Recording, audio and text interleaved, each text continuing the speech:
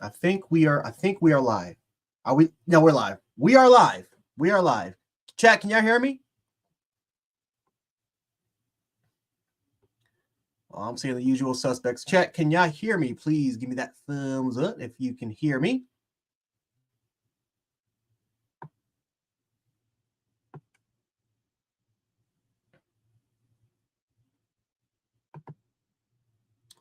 See what we got going on here. All right, seeing some of that. LaQuacia, Cynthia, Jared. Oh, there it is. Clint Howard is giving me the okay. Okay. All right. Yep, I'm already here. Steven saying the same thing. All right. See if we can get a couple more just in case. I've been trying to figure out this banner thing. For some reason, I've been trying to go to the watch. I've been trying to go to the thing so I can start experiment. I've been experimenting with this thing. So it is what it is. But yeah, okay, yep. Cynthia, LaQuacia, DR. Steven said the exact same thing. Let's see. Chris Swain's in the building. Carla and Bailey. What's going on? Oh, okay. I think we got it fixed. Yeah, finally. I'm gonna say this thing hasn't been popping up. I'm wondering why the hell is it not popping up? It is popping up now. So let's see. Let's get this thing going.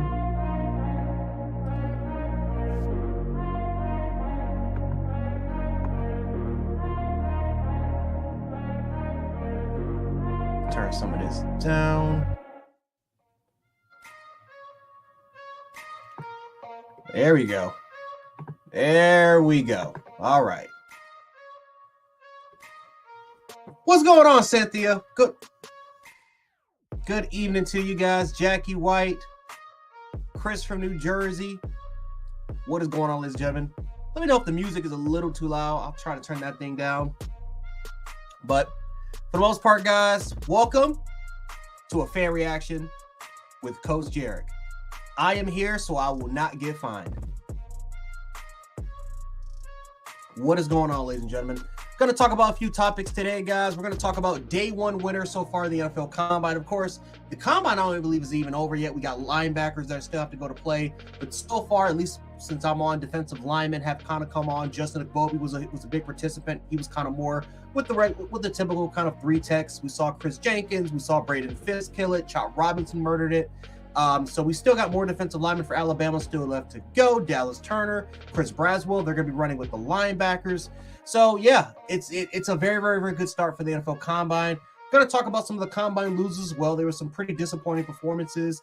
And then Jalen Milroe's scouting report, his grade is officially in, at least for the junior season, according junior season. Of course, I love to use NFL Draft Report, Draft Buzz, a lot of things. We're kind of go over his scouting report so far and to see, is it, again, we're going to talk about some of the strengths of his report. We're going to talk about some of the weaknesses of we've seen so far. And is it fair criticism? Is it fair criticism? Is it harsh criticism? We'll talk about that later on in the show. And then, of course, we're going to talk about players for next season who could enter the first round discussion. Of course, Alabama has at least 6 guys that could potentially be its first rounders. We will see. But overall wise, we're going to talk about players that we believe can be in the discussion for next season. And of course, Q&A chat. But let's hop straight into this thing. So, NFL Combine winners so far. I got to give a huge shout out to Chop Robinson real quick. Chop Robinson murdered the NFL Scouting Combine so far. Ran a sub 4.5 as an edge rusher, which is absolutely nuts. Led all defensive linemen so far. With the 40-yard dash, with running a 4.48. He killed it with the broad jump, cleared over 11 inches. Vertical jump was over 35 inches. 10-yard split was top 5. And I think 20 and so far 3-cone drill, he's leading that. 20-yard shuttle is really, really good at that. But 10-yard split was awesome. Chop Robinson's a combine freak, is a combine warrior, and he did a phenomenal job of increasing some of his stock today. Now, the crazy part with him is that he ran with defensive linemen. Now, again, he's your typical, guy, coming, that's coming off your, edge, hands on the ground. But Chop Robinson also could be a linebacker, right? He's kind of that Baltimore Ravens, Jason Owe, Jadeveon Clowney type of player where he's more of an edge setter, but he is such an athletic freak because of his size, because of his length, that you kind of want to use him all over the place.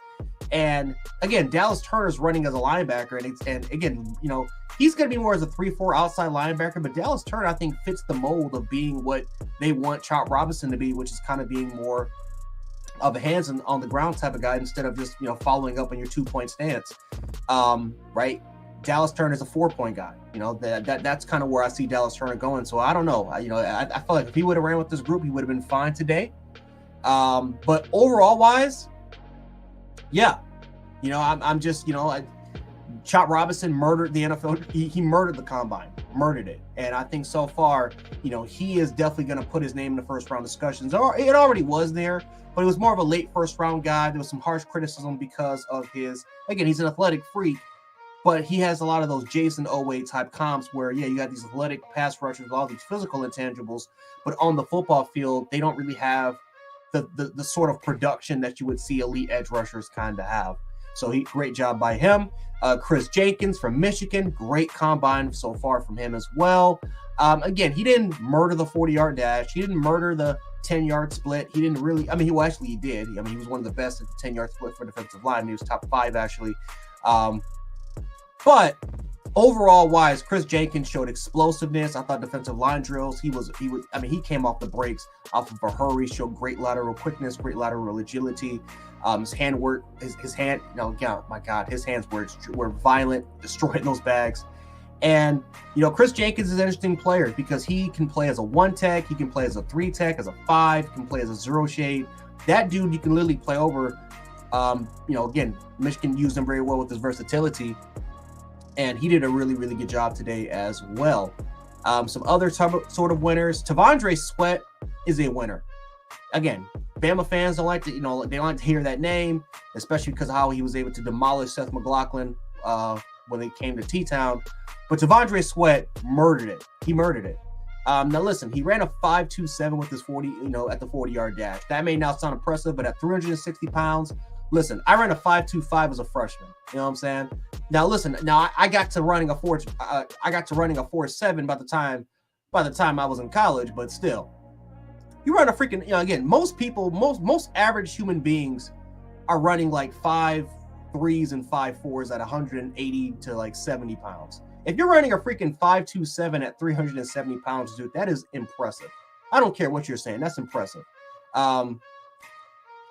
He was violent. Again, he did a great job with the bags, but his overall lateral quickness and his ability was not that good. But again, this is a 0 to 1 tech player. I'm not expecting this dude to be the most flashiest player out there, right? That's what I'm not expecting from him. If I'm going to draft a player like T'Vondre Sweat, I want that dude to eat it up. I want that dude to eat up those blockers like he's eating a freaking Subway, like he's eating a sub, from Subway, right? He's eating that $5 footlong. That's what I want him to do, right? My comp to him is Snack Harrison, Damian Snack Harrison, right? Snack Harrison, if you guys don't remember him from the Jets, the Giants, 370 pounds, was a space eater, took up so many dudes, and for the most part played his role, right? Eating up space, for the most part, allowing other guys to get opportunities to stop the run, right? Snack Harrison for like 3 to 4 years was one of the best run defenders in the game. And that's where I think I can see T'Vondre Sweat, right? He's the new age prototype 1 to 0 shade type player. You want them big, but also can have some sort of athleticism to their game. And I thought T'Vondre Sweat was able to present some of that at the combine. Now, is he going to be a first round pick? I have no idea. Nowadays, these type of players, even though they're pretty valuable, they're not as valuable in the draft, right? These guys are more valuable once they hit free agency because there's not a lot of those guys that's high productivity at that size. So we'll kind of see about that. Let's see. There was a question about, as a Bills fan, who would I like to see today?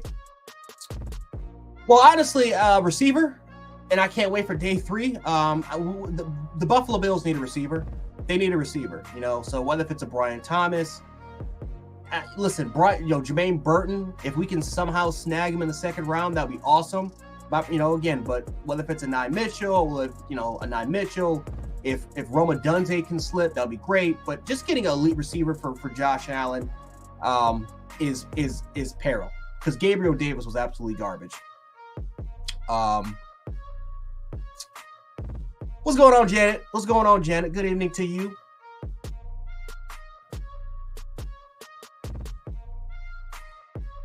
But I'm trying to figure out some other names who I like to draft. Defensively, maybe a defensive tackle, not a T'Vondre Sweat, because we have our 1 tech in Daquan Jones, but like a 3 tech, some sort of 3, maybe a 5 tech, like a Justin Agbogbe. I would love to get him like in the 4th, 5th round of Justin Agbogbe. Who I'll talk about in a little bit. I didn't think Justin Agbogbe had a great day. I'm gonna be honest. I didn't think he had a great evening. But this is kind of one of those things where he's not going to perform that well in the combine, but his tape is going to, you're going to like his tape for what he did this senior season. But I didn't think he had a good combine. We'll talk about that. I'll say this, as far as some other winners for today. I thought that Miles Robinson from Mississippi State had a good day. Byron Murphy was a loser. I got to put him in the loser category. He wasn't as explosive as I thought he was going to be. His 10-yard split was pretty much middle in the pack. His 40 was okay. I thought he did decent in overall defensive lineman drills. But if we're trying to look at him from an athletic standpoint, one of the biggest trademarks for Byron Murphy was he is one of the best athletic 3 techs in this draft class, and he didn't display it tonight at the combine. I thought that he was kind of a loser. Justin Agbogbe, like I said, was a loser to me. I mean, again, you cannot be running a 5.2. You cannot be running a 5.2 at 290 pounds, man. If T'Vondre Sweat is running a 5.27 at 360, and you're 290 pounds, and you're running a 5.2, and you're barely faster than a 360-pound defensive lineman who's just gasping for air, that's a problem. That's a big problem. So I didn't think Justin Agbogbe kind of helped himself tonight. I thought watching the combine, he made up for it on the defensive line drills. I thought he was pretty efficient on that. Again, he's a technical player. He's a pretty technical player. But if we're just talking about him showcasing him going over the top, like how can I slide and be a day 2 pick? How can I slide and put my name to potentially being a day 1 pick? You cannot put that performance at the combine. You can't. That display was not good. Was not a good display from an athletic standpoint. So he's got to improve. He has got to improve at the pro day if he wants to enhance that name. But I'm not going to lie to you. This is kind of one of the things that I think Alabama's defensive line has kind of struggled with, was having just pure athletes, right? I think that we haven't been athletic at that position in a while. And listen, we've had guys recently like a Jaheim Otis. Obviously, look at a Tim Keenan of what he was able to present to the table, but we just haven't been as athletic at that position as we kind of used to. Like we had freaks like Daron Payne, like we had freaks like Jonathan Allen. You know what I'm saying? Like even Raekwon Davis was like a physical specimen at 6'7", 290 pounds, but lean. You know. Like Quentin Williams was kind of more of a pudgy guy, but he moved a lot faster. His size was very deceptive. He was a freak athlete at defensive line at 285 pounds and still moving the way that he was. And obviously he murdered it at the NFL Combine, displaying his athleticism. And I feel like we just haven't been as athletic at that position. I think Justin Agbogbe is, in my opinion, the last defensive lineman from that 2018-19 class that, we had a bunch of decent guys, but we didn't really have the freak athletes like we had in the past. I just, again, Justin Agbogbe, he's going to get drafted. He's going to get drafted. What's going on, John M? Like, he's going to get drafted, but he's not going in we all know he's not going the first. I don't see him as a day 2 or I don't see him as like a second round or third round pick. Maybe he can slide because his tape was pretty good. But like in today's NFL game, you gotta have athleticism. You just can't be you just can't really be technical as much anymore. That's not going to get you over the hump. You gotta show some athleticism. And I just didn't think Justin Agbobi kind of helped this case today at the combine.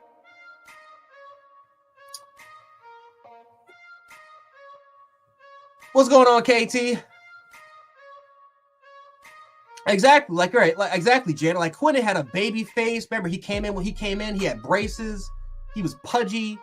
Like he looked like a tubby. You know what I'm saying?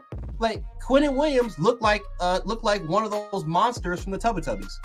But his athleticism, his quickness, his strength was deceptive. You didn't think he had that until he showed it on the football field.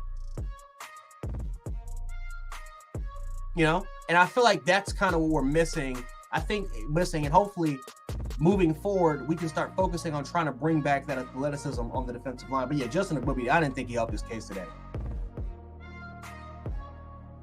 I just didn't think that he really kind of helped this case today.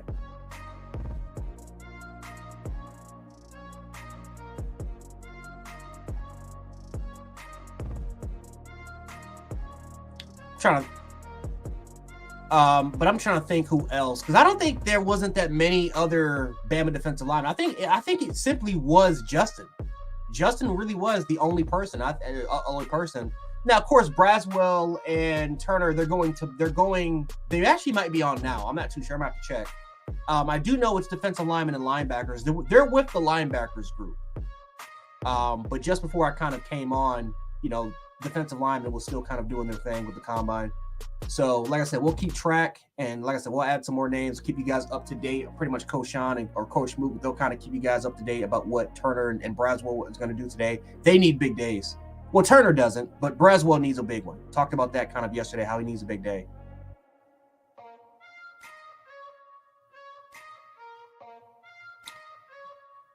But I'm trying to think some other combine losers I can think of. Jordan Jefferson. Jordan Jefferson didn't impress me from LSU. Jordan Jefferson didn't really impress me. Mekhi Wingo, he was a winner. Mekhi Wingo had a good day. Mekhi Wingo for LSU had a good day. Braden Fisk had a fantastic day. Oh my God, Braden Fisk had a fantastic day, running a 4.89 official, killing it in the 10-yard split, killing it in the broad jump, killing it in the vertical game. Oh my God, Braden Fisk, he's not going to be a first-round pick, but my God, that man earned himself some money. Jared Verse confirmed he's going to be a first-round pick. Everything he showcased on tape was exactly what he showcased in the combine. He's a complete edge rusher. Not a high ceiling guy, but a high floor player. He'll be a stud day one. And again, he'll probably fit more in 4-3 schemes, 4-2-5 type schemes, nickel schemes. But he can actually play as a stand-up linebacker as well. I'm surprised he didn't actually run with the linebackers, and maybe he will. Maybe he'll do some drills with the linebackers. But Jared Verse, he made himself some money, solidifying himself as a first rounder.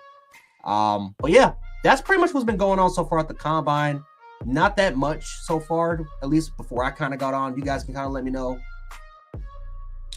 Larry Large, what's going on, brother? DR334, what's up? Kimberly in the building. But now, since we kind of got down with the combine, I know some of you guys probably don't really care with the combine. Jalen Milroe's scouting report officially kind of came in. Now, shout out to Draft Network, shout out to Draft Buzz, shout out to all the kind of the NFL draft guys out there. Of course, I know a couple scouts that work for Pro Network. So shout out to those kind of guys. But Jalen Milroe's scouting report finally kind of came in, and I don't know. You guys can let me know if there was maybe some criticism. Maybe is it harsh? Is it fair? And is it something that can be improved getting ready for next season? So Jalen Milroe, if we're talking about some of the strengths, he improved in his progression. For the most part, improved in his progression. He's a threat with the legs. Well, no, I'll just read it verbatim, right? I'll just read it. It is what it is. So kind of one of his strengths is he's a threat with his legs. His play fakes are outstanding, and Milroe has the ability to manipulate safeties with his eyes. That's kind of more of a true statement. We talked about this, me, Coach Mook, Coach Sean. We talked about this a lot, how there were games. Texas A&M was a perfect example how he was able to manipulate defenders with his eyes. For the most part, he was able to kind of read coverages at times, and he was able to kind of hit those passes beyond the intermediate point, those 20, 25-yard bombs, including long bombs. And one of the biggest reasons why he was one of the best deep throw accurate passers in the country was because of how much he was able to kind of improve on the progressions and how he was able to kind of manipulate safeties, allowing those receivers to get in those one-on-one situations, and Jalen Milroe was able to kind of throw them open. So that was kind of nice there. What's up, Javion? Let's see. Pick up yards with his legs when needed. I kind of know about that. Possesses an NFL arm, gets the ball from one hash to the opposite sideline in a hurry, has the zip to hit the tight windows on short to intermediate throws. So obviously we know about this. We all know Jalen Milroe can hit the intermediate game. We'll kind of talk about this, how they kind of gave him a harsh grade on this, because even though we all know he can do it, he has the zip to do it more consistently. That's kind of one of the bigger criticisms with him. But he does possess an NFL arm, right? All the coaches on the panel have talked about it. The dude has an NFL arm. He has a cannon for an arm. But it's just about being consistent, setting up his footwork, taking his time, and kind of getting settled with that. So that's kind of one of the positive things about it, is that he has a lot of zip. He has a lot more power that he can generate, and his ability to hit tight windows in those situations. Let's see. Milroe must be accounted for when used in the read option game. Now, there's been some concerns that will we take away the zone read away from Jalen Milroe? That's not going anywhere. Kalen DeBoer actually, he put that in his offense, or, Womack is going to be pretty much running the offense that DeBoer wants, or the Brian Hub offense. But for the most part, it's going to be included. It's going to be a staple mark. It's going to be great. Southern Red, what's up? But that's going to be included, obviously. And it's going to be a big threat. And obviously a lot of defenses is going to be hard for them to game plan, especially because of how stacked Bama's depth chart is at the running attack. We talk about the interior offensive line being improved. That's kind of one of the things that has to be good in order for a zone read to be successful. You need your interior offensive line to generate push. And the great thing is we have the number one center in the country in Parker Brailsford. We have Jaden Roberts and Tyler Booker, which are going to be preseason All-American caliber players. You have the best interior offensive line in the country, so you mix match that with the zone read, and all of a sudden you have Jalen Milroe, who can run on the inside, who can bounce it off to the outside if he has to, with a regular kind of read option. That feature that Jalen Milroe was so successful at is going to be something that obviously is going to scare a lot of teams. But obviously, NFL scouts have been drooling over Jalen Milroe's athleticism overall. So, kind of go and take a look at some of these other notes. Let's see. He's an athlete who runs well and must be accounted for in the read option game. Just kind of talked about that a little bit earlier. Let's see. Generally accurate on intermediate and short throws. Flashes anticipation and placement on intermediate outs, and his ability to lead receivers on deeper throws. So we just talked about this.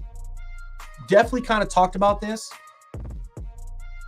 a little bit earlier, of how he was able to kind of improve on the intermediate point, especially when it comes to the outside throws, outside the ashes. We talked about his improvement in those particular areas. So again, they're just kind of marking that big improvement from what he did last year compared to, a couple seasons ago, to what he did this season. Also, his ability to anticipate has gotten a lot better, right? His ability to anticipate is something that got better. And how he was able to kind of throw guys open instead of just kind of waiting for them to kind of break, and so it's, them to be well developed in their route, and then he's kind of pulling the trigger. No, he's throwing the football a lot more often now before receivers are even coming out of their break. So that's more of a good thing. Not as consistent, but obviously something that is, obviously something that we as Bama fans, we like to really see. So now kind of getting to his weaknesses of his scouting report, and that's he's often slow in the progressions and had trouble with some relatively simple coverage rotations. This is this is how we're now kind of getting to the inconsistent part of Jalen Milroe's game so far. Yeah, he does have trouble with simple coverage rotations. Again, he can be kind of confused at times. But trust me, compared to a couple seasons ago, it has improved. But this is something that he's got to get into a habit at and getting a lot better. And that's obviously processing information, especially processing the coverages that are kind of showing it to you on the field. Because there are times where you had teams like Georgia, you had the Michigan game. Michigan pretty much just ran the same simple coverages that Georgia, Tennessee, and pretty much a lot of the stunts. It was kind of the same simple coverage concepts that they ran that gave Jalen Milroe the most trouble in certain instances. Even in the Texas game, which was kind of the second game of the season, there were some coverage concepts that he kind of got confused with. But obviously, this is something that he's going to get better. And we'll talk about how DeBoer's offense obviously is going to really help him in a way. It's going to make the game a lot easier. It's going to slow it down. That's kind of one thing. I didn't think that Tommy Rees or the offense that he wanted to run really fit with Jalen Milroe as much as we kind of would hope for. And obviously we'll kind of talk about what Kalen DeBoer does of how the offense can fit. Another kind of thing that was kind of more of a weak point was he has a way to go in terms of being able to kind of process coverages and run multi-progression passing game. Just talked about it. Got to get better with it, right? We've been talking about this for a long time. That is one of them. Like, and this is like literally putting caps, So they're kind of, I don't know if they're trolling, but they literally are putting this crap in caps. This is something that he's going to have to get better at. Is obviously processing information. Got to get better at that. So let's see. His third kind of thing is because Milroe lacks prototype typical size, he will likely have issues in the pocket. Now this is this is crap. This is full of crap. This is one of the things that I highly disagree with. And this is not the only kind of scouting site that has kind of talked about this. Oh my God, Dallas Turner's ran a 4.4. Coin God, Jesus Christ. Okay, we'll talk about that in a minute. Excuse my language. But woo! I see right here, Dallas Turner's ran a 4.47. Oh my God. Okay. That's a big deal. That's a big deal, ladies and gentlemen. That's a big deal. Dallas Turner, just don't participate in any of the drills. Wrap it home. You don't have to compete. You ran a sub 4.5 at 260, at 200, almost 270 pounds. It's time for you to go home, son. Pack up your bags. It's time for you to go back to Tuscaloosa. Just go. You don't need to show anything else. And it's 10-yard split. Oh, woo. Oh my God. Oh, woo. A 1.53 at the 10-yard split. Oh my God. Woo. Oh no, Dallas, it's time for you to go home. Go home. Pack your bags. Stop. Go home. You don't even need to perform anymore. Go home, brother. My God. Oh no, God. If you guys have any information on his vertical leap and his broad jump, please put in the comments. I would like to kind of see where it's kind of in there. Oh God, yeah, that 10-yard split and that 40-yard dash. Oh, it's over. It's over. No, it's time for you to kind of wrap that up. Go home. Anything else he does more is going to be in the risk of hurting his draft stock. He's good to go. Go home.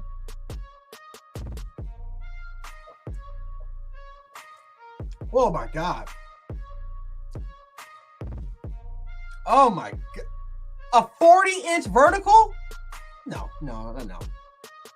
Hold on. No, because I don't know, because some of you people be on some of you people be capping on this app.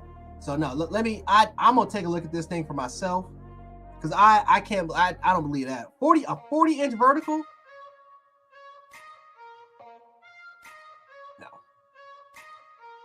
No. A 40-point? No. Hold on. No. You're not gonna lie to me here.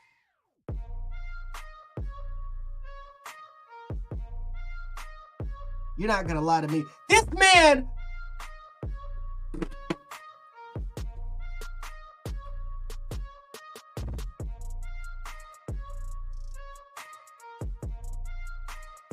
This man just jumped 40 inches at 265 pounds.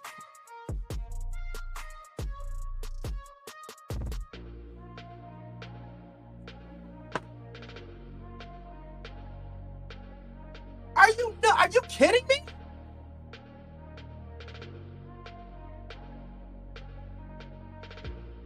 $40.5. Guys, I don't know how this dude is literally jumping. Olympic athletes can't even jump 40 inches. Are you nuts? Are you kidding me? And oh God. And Pete Golding wasted 2 years of his career coaching.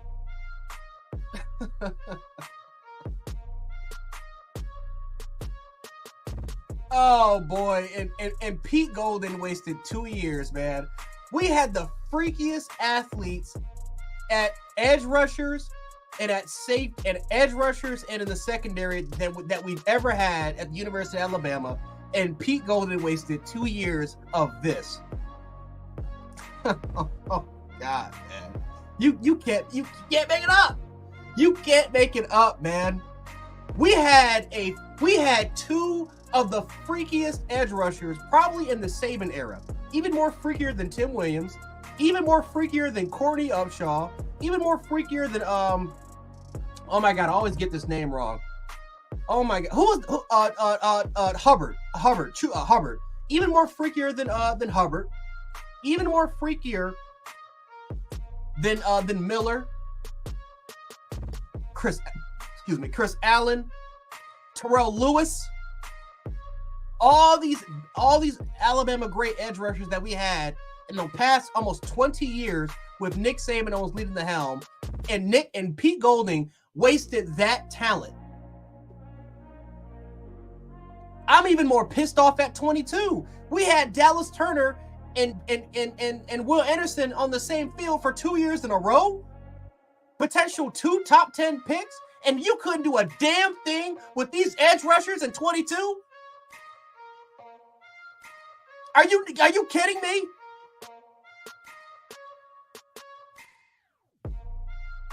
Two of the freakiest edge rushers that we've had in 20 years, and Pete Golding couldn't get more out of Pete Golding in that 22 season. These two dudes combined for less than 15 sacks because Will had 7 and then Dallas had 4. He had a slump year. But the way that these guys were utilized, dropping back into coverage as many times as they were, having them play as edge setters, not having them get after the quarterback. Pete Golding is a bum. That dude's a bum. Are you kidding me? 2 top 10 picks potentially, and you had less than 15 sacks combined in a season in 22. That goes to show you guys that Pete Golding.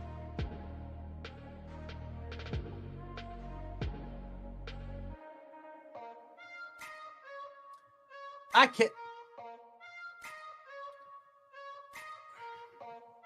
Let me just calm my nerve.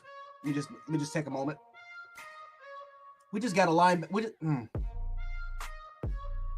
Has there ever been an edge rusher? At least, I don't know, because like I said, I'm not going to talk about the entire history. But have we ever had an Alabama edge rusher run a 4.4 at the combine? I don't think we've had. Like, Tim Williams was fast. Well, he was more quick than fast. He was extremely quick. Because I remember his 10-yard split was ridiculous. He led all people in the combine in 10-yard split. But his overall speed was like a 4.65. Like, he wasn't even that fast. Dallas Turner actually might be the fastest linebacker probably since Derek Thomas. Because Derek Thomas, I think, Derek Thomas, he ran a sub 4. I think he ran a sub 5 too. I think he was like a 4.49, 4.5 type guy.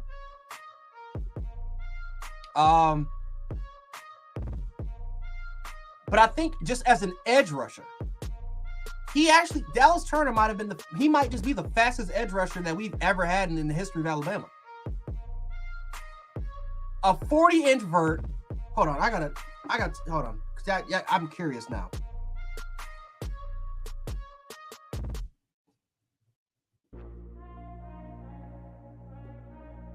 I gotta see this.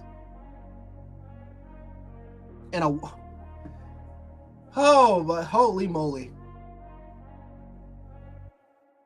Holy moly. A 1.54 Guys, take him. Guys, if you don't know how, like, if you don't know the reason why I'm tripping out right now, I'm freaking out about this, is because he's an edge rusher. He's not a stand-up outside linebacker. He's not your 4-3. He's not your prototypical Mike, or he's not your prototypical kind of Mike or Sam player. He's an edge rusher. Like he's a guy that's either he can be 2-point stance, but for the most part for Alabama, his hand was on the ground. He was more of a 4-point guy. He's an edge rusher at 260 pounds. And for you to have a 1.54 10-yard split, for you to jump 40 inches, which is leading everybody at the combine so far. He's jumped 40 inches. And for you to run a 4.47, which is top 4 out of all the, whether if you're a 4-3 outside linebacker, whether if you're kind of a pure kind of outside to inside linebacker, or an edge rusher, or defensive lineman, he's leading everybody. What is it? Hold on, I got it. What's his?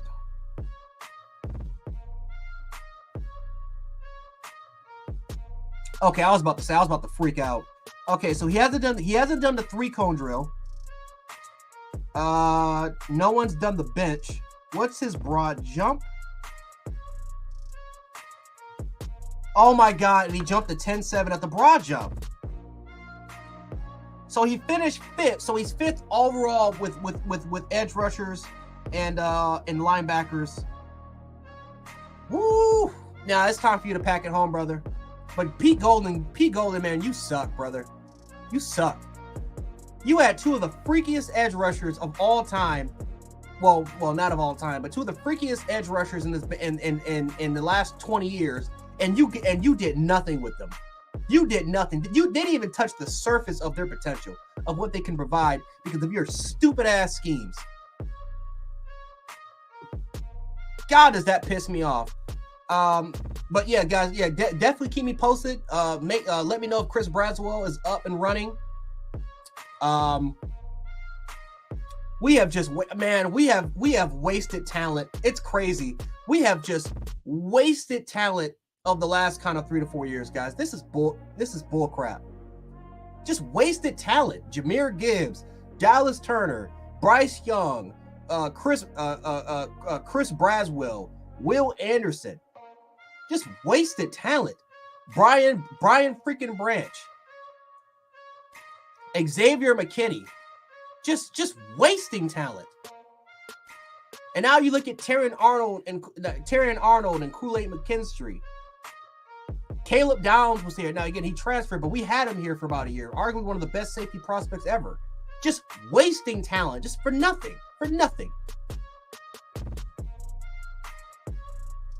Good God, man. That is freakish. This dude is 262 pounds. 4.47 and a 40-inch vertical jump with a 10.7 split. Are you kidding me? Oh my God, that's just crazy. That is crazy, man. Yeah, Rich B, hold on, I need a drink. Oh my God, man. Wow. Well, he won today. He doesn't have to do anything else. He won.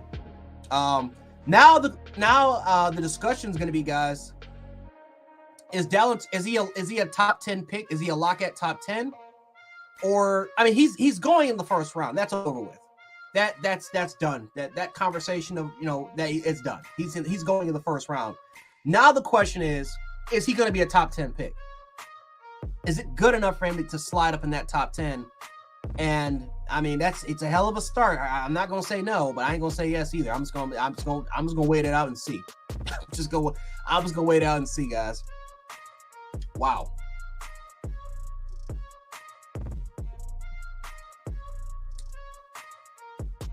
Wow. But I guess other players, since we're talking about wasted talent so far, that we could potentially see, being the discussion of a Terrion Arnold, a Kool-Aid McKinstry, Dallas Turner, what he's been able to prove now. This just showcases that Alabama's got freakish athletes. And we all talked about this before, Undefeated Chat. I've talked about it. Coach Sean's talked about it. Smoops talked about it. Ty, Coach Morrell. But even though we've kind of wasted some Alabama teams in years of not winning a national championship, as far as just a pure group from an athletic standpoint, from a physical athletic standpoint, the last 2 to 3 years, or really you can make an argument the last 4 years, have been some of the most athletic linebackers, whether if you're playing as an edge or you're playing just simply as a stand-up, that we've probably had in the last 20, 25 years. And that includes legendary Nick Saban teams. That may sound blasphemous, that may sound asinine, but when you just take a look at the track record, Christian Harris, combine freak. You look at the recent linebackers now, Jahad Campbell, if he goes next year, combine freak. Dallas Turner, combine freak. Will Anderson, combine freak. You know? Like, we have been blessed with pure athletes that have incredible range. And we've got nothing to show for it. Nothing to show for it. So, anyway, we talk about this before, guys. That's why coaching matters. A lot of people can say, we got a lot of players back, and it's up to the players at the end of the day, and it's the players' voice. No, coaching matters. Coaching matters. It doesn't matter how talented a kid is. If you don't have a coach that can brush up on their tools and make them that and develop them and push them to the next level, doesn't really matter. You're not going to win a national championship unless you have proper coaching. That's why coaching matters. Pete Golding wasted these guys, these guys in their prime. Just used like dead cattle. But that's why coaching matters. Would love to see Terrion in Philly. Yeah. Honestly, I would love to see Terrion in Baltimore. I want to see him in Baltimore. I think Baltimore would be a great spot for him. Minnesota, I could see him in Minnesota.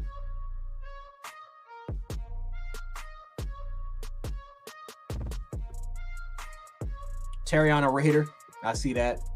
Pete Foley, Pete Golden's trash. That's gonna be the last time I talk about that fraud. But I'm trying to think of players for next year that we can talk about that's going to be in the discussion. So Jalen Milroe obviously is going to be a part of the discussion, and if he can perform well for this season, we all know from an athletic standpoint, he's gonna murder the combine. Jalen Milroe's probably gonna run a sub 4.4. Jalen Milroe's gonna kill it at the broad jump, kill it at the vertical leap. 10-yard split, three cone shuttles. I mean, we all know Jalen Milroe. He's gonna murder it. He's a combine warrior. Now quarterback drills is something that is gonna be, that's for every quarterback. I mean, again, that's why I'm interested to see what Jaden Daniels can do as far as with quarterback drills, what Caleb Williams can do. A lot of these guys, Drake May, since he's gotten some accuracy issues. But every other thing else, like Anthony Richardson Anthony Richardson murdered it at the combine, became a top 5 pick. So Jalen Milroe has the physical intangibles. And I think kind of getting back before I kind of went off on Dallas Turner, what the hell are these scouting reports talking about that he doesn't have the physical standing to play in the pocket? That's full of crap. Jalen Milroe is 6'2", 220 pounds, stocky built, muscular dude. He can play in the pocket. And even if you don't have to be, I mean nowadays, like quarterbacks, they're not even really playing that much in the pocket anymore. They're rolling them out a lot more often compared to them just staying in the pocket. Like quarterbacks are being used in a multitude of different ways besides just standing in there and being a statue. But yeah, this crap that he just doesn't have the size to play in the pocket is absolutely just dark. That's wrong. That's just false. So that's kind of my only criticism of that. But yeah, Jalen Milroe has a big opportunity to showcase, and he could be in the first round discussion. I think Jahad Campbell, we just talked about Dallas Turner being a freak. Jahad Campbell's probably even more freakier than Dallas Turner. Probably even more freakier. But he has an opportunity to be a part of that conversation. Tyler Booker as a guard, and again, guards don't really go in the first round, but because of his size, because of his standing, And who knows, maybe you can slide him out and also you can play as a tackle. I think Tyler Booker has an opportunity to be a part of the conversation. We have seen guards go in the first round before. Tyler Booker's going to be he's one of the highly graded ones. So he has an opportunity to be a part of there. I'm trying to think, because we got so many new heads. Receivers. So receivers is interesting. Obviously, Jalen Hale. You look at Parker Bernard has an opportunity to kind of showcase what he can do. Kobe Prentice has an opportunity to kind of showcase what he can potentially do as well. I think Kendrick Law is eligible. I think Kendrick Law is eligible. He's kind of more of that Debo, Tavon Austin type role. Those players are really highly coveted now in the NFL, so he has kind of more of an opportunity to kind of showcase. If Justice Haynes would have been a junior this year, then yeah, I would have put him in that conversation. Jaheim Otis, no, I don't think Jaheim Otis. I don't think Jaheim Otis is going to be a part of that conversation unless he just absolutely just blows up. And because I think Jaheim Otis, I thought he regressed as a pass rusher compared to his freshman season. He has got to showcase a lot more versatility in his game if he wants to be a part of the first conversation. Again, he actually wasn't even as good as a one tech as we thought he was. He was a lot better as a 5 than as a 5 or a 3 compared to a 1. Tim Keenan is interesting. He's not the biggest guy there, so I think from a size standpoint, it might be concerning for more scouts about him entering the conversation.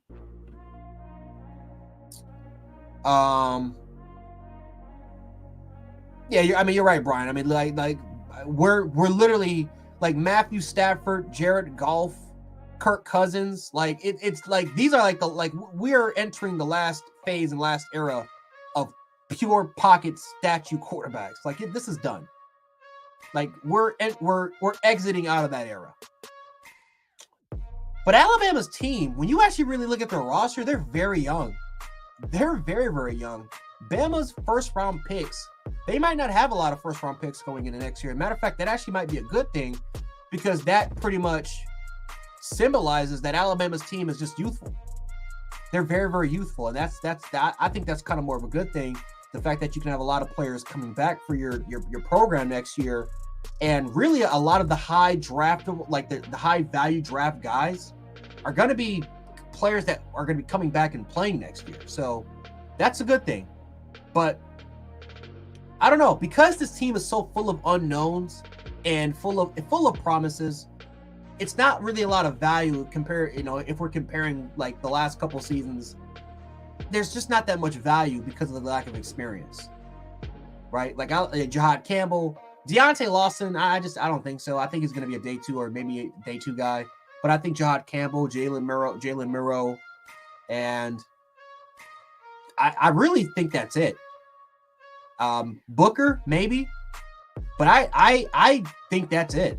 I think that if there's 2 guys that I can bet on that could potentially go in the first round if they have big years, I think if right now would probably be those guys. Everybody else would probably either be day 2 guys or they're all coming back for next year as far as the guys that I have graded as first rounders.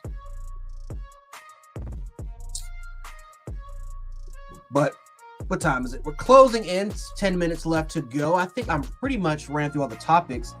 Do we have any updates on Chris Braswell? Did Chris Braswell, did he kind of go? Did we get through his 40? Because let me tell you something, man. If Chris Braswell runs a 4, I'm telling you right now, if Chris Braswell runs a 4.4, I'm going off, guys.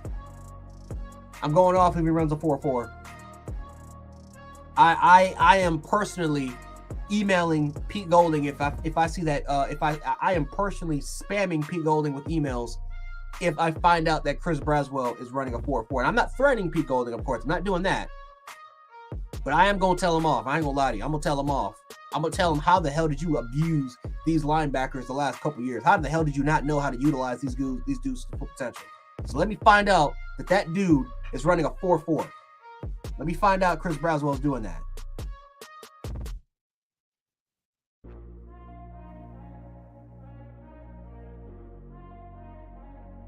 So yeah, it just came back in official. Dallas Turner is running a 4.47.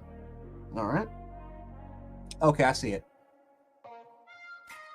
Yep, 4.6. So that's a decent time. That's decent. So Chris Braswell just ran a 4.6. Okay, that's decent. Decent. That's kind of what I expected. Okay, now we're being realistic. Now we're being realistic. I thought he was going to run a 4.58.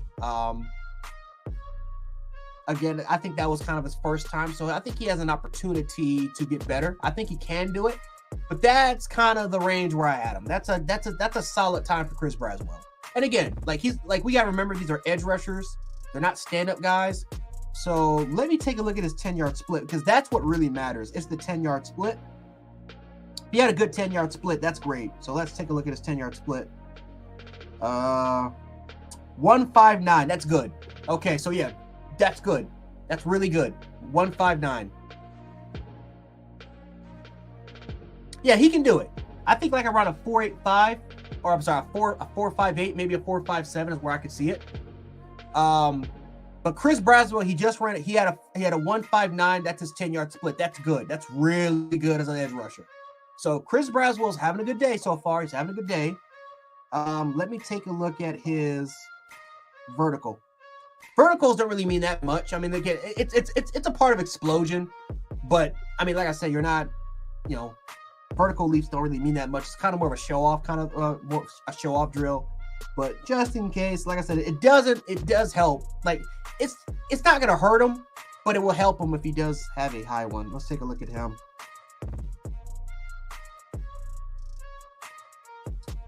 Okay, so Chris Braswell, 33.5 at the vertical leap. So that's not good. It's not gonna hurt him.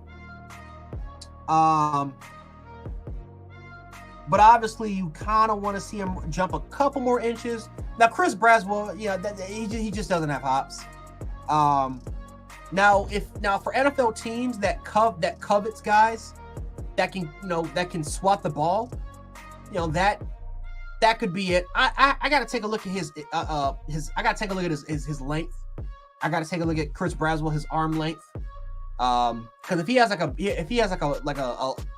long wingspan, then that kind of can offset. But Chris Braswell, he's coming in at 6'2", 260 pounds. So he's not the tallest guy out there. And so obviously, you want to obviously swat. I mean, obviously when you get your arms in the air, you're jumping, that can help. But it's not going to hurt him. It's not going to hurt him as much. So he didn't do that well in the vertical leap. Let me take a look at his. I don't think they did shuttles. I don't think anyone's doing shuttle drills. Yeah, pretty much all the defensive tackles, they did their 20-yard shuttle drills. So linebackers haven't kind of gone through that yet. But let me take a look at his broad jump. So let's take a look at Chris Braswell, his broad jump. And let's take a look, see if I can find him. Okay, so he had a 9.7 at the broad jump. That kind of details a little bit more explosiveness. That's kind of what that drill's for. It's a little more explosive off your stance. Now, you're not actually in your stance. You have to kind of, it's more of a kind of track thing, but still that kind of highlights a little bit of explosiveness. It's not the most important thing in the world as an edge rusher. But he placed 35th of all edge rushers, linebackers, and defensive linemen. So he had a 9.7 with the broad jump. Not bad. It's not the worst out there. And if you take a look at it like this, it's kind of middle in the pack. Like there's 60 participants that did the broad jump. He finished 35th, so a little over half. But it's not the worst thing in the world. But the one thing that I am impressed with this 10-yard split, and the 40's good. Like that's where I thought he could run. And that's good. That's good. So if he does well, so I think the one other drills he's got to get good at, the 3-cone drill he's got to get good at, the 20-yard shuttle he's got to get good at, and obviously he's got to grade out with the rest of the other linebacker drills. And if he can do well there, then he can boost his stock. Again, we talked about this yesterday. I'm on NFL. I'm on the NFL app. The NFL app. So if you download the NFL app, or if you go to NFL.com, you can watch the combine, or they'll also kind of show you the results of what he's doing so far. But yeah, definitely go to NFL.com or download the app if you have the app. Just go to Combine, and you can take a look at all the drills that every player's kind of run so far, and you can go ahead and take a look at the times that these players are running. But let me see. Let me check. I want to see if let's go to 3-cone drill. Okay, yeah. So linebackers, they have not run the 3-cone drill, and they haven't run the 20-yard shuttle. Chris Braswell's he's got to do good on those. If he can do good on those areas, and then he can do really good on bag work, kind of showcase his ability on the bag, showing his lateral quickness or lateral agility, showing his explosiveness coming off the break, which again, that 10-yard shuttle that 10-yard split was really good because that showcases explosiveness. There's like 3 to 4 drills that kind of showcases that. If he can do well there on those other areas, which details explosiveness and then lateral quickness and obviously technique on the bags, Chris Braswell has a big argument now of being a first rounder. Because at this point, I think we all can agree that Braswell, he's kind of certified himself as a day 2 guy, at least as a day 2 guy. But we want him to get in the first round. So that's why the Combine Pro Day, it matters a lot more to Braswell, just so we can try to make more dollars, get into that first round conversation, especially because this is like a very good edge rushing class. It's a premium position, so he's got the tape. He pretty much led the SEC 2 years in a row in pressures, especially when it comes to pass rush win rate. Led all SEC pass rushers in that category again. He has great tape, great technical ability.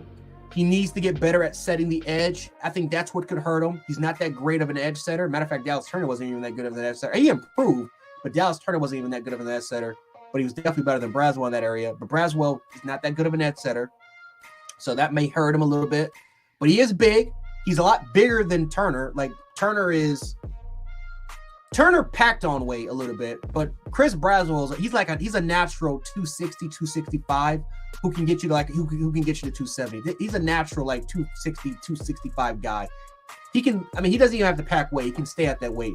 Turner's 245, 250 that had to kind of pack on weight, that kind of had to pack on muscle. Braswell didn't. Braswell kind of came in as 260. So he's bigger, naturally bigger than Turner. So he shows a lot of potential of being a lot more versatile guy. What I'm sipping on? Apple cider. I just got apple cider.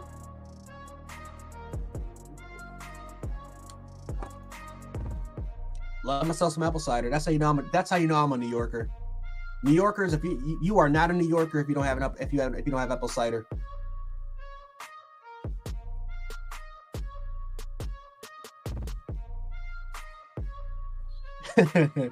Yeah, I think Chris Jenkins, he ran a faster 40 than Patrick Mahomes. Jordan Davis ran a faster freaking 40 than Patrick Mahomes,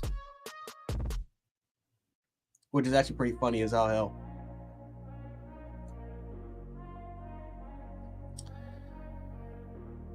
Looks like beer. Apple cider is good though. Yeah.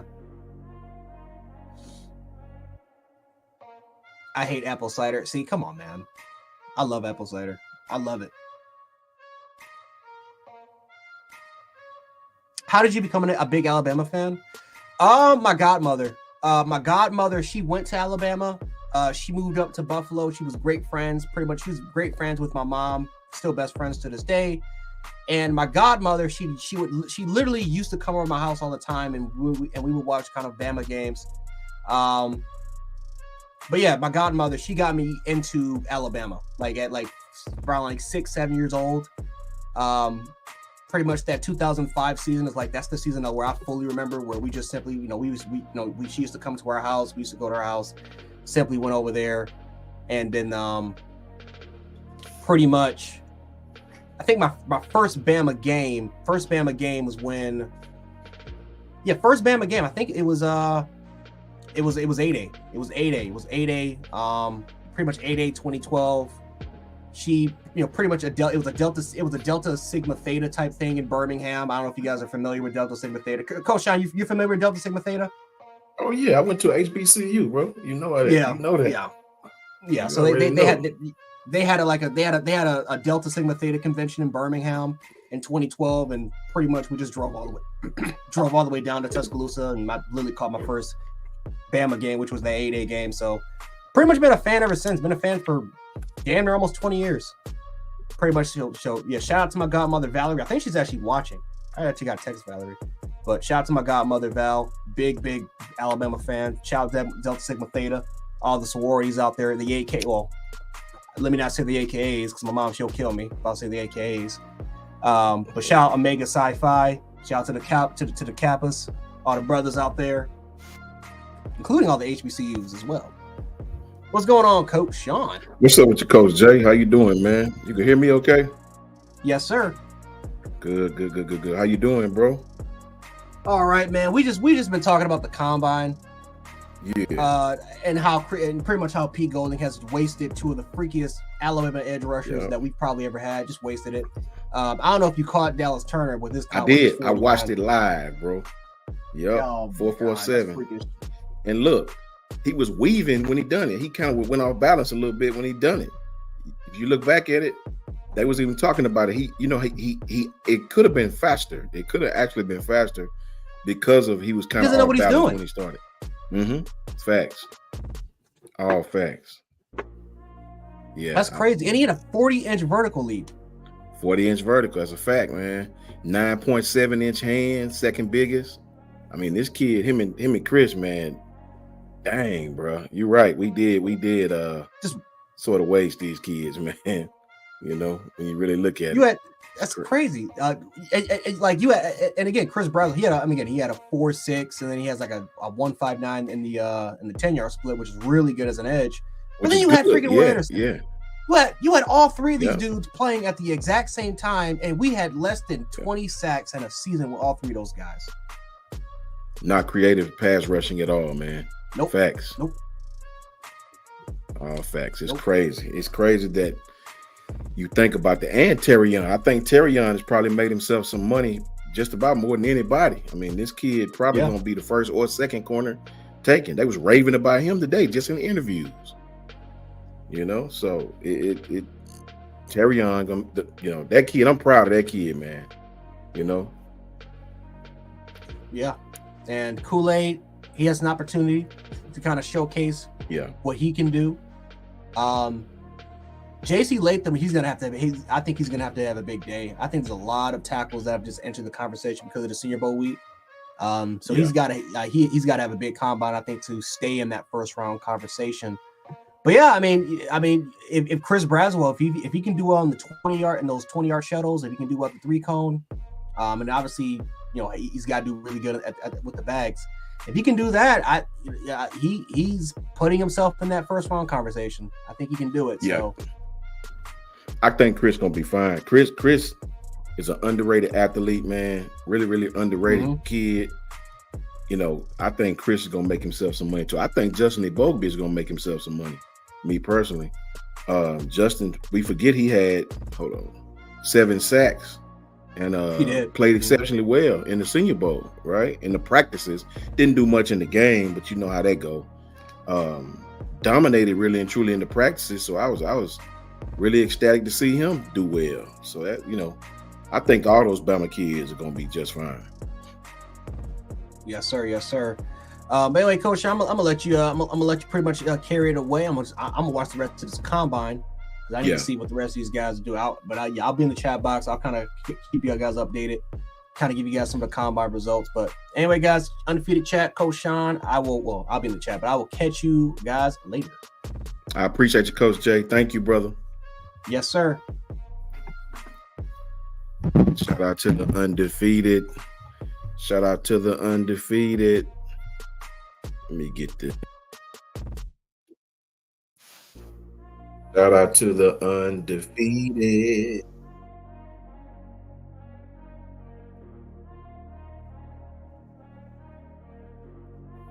The undefeated chat. What's up with y'all? Hope you're doing well.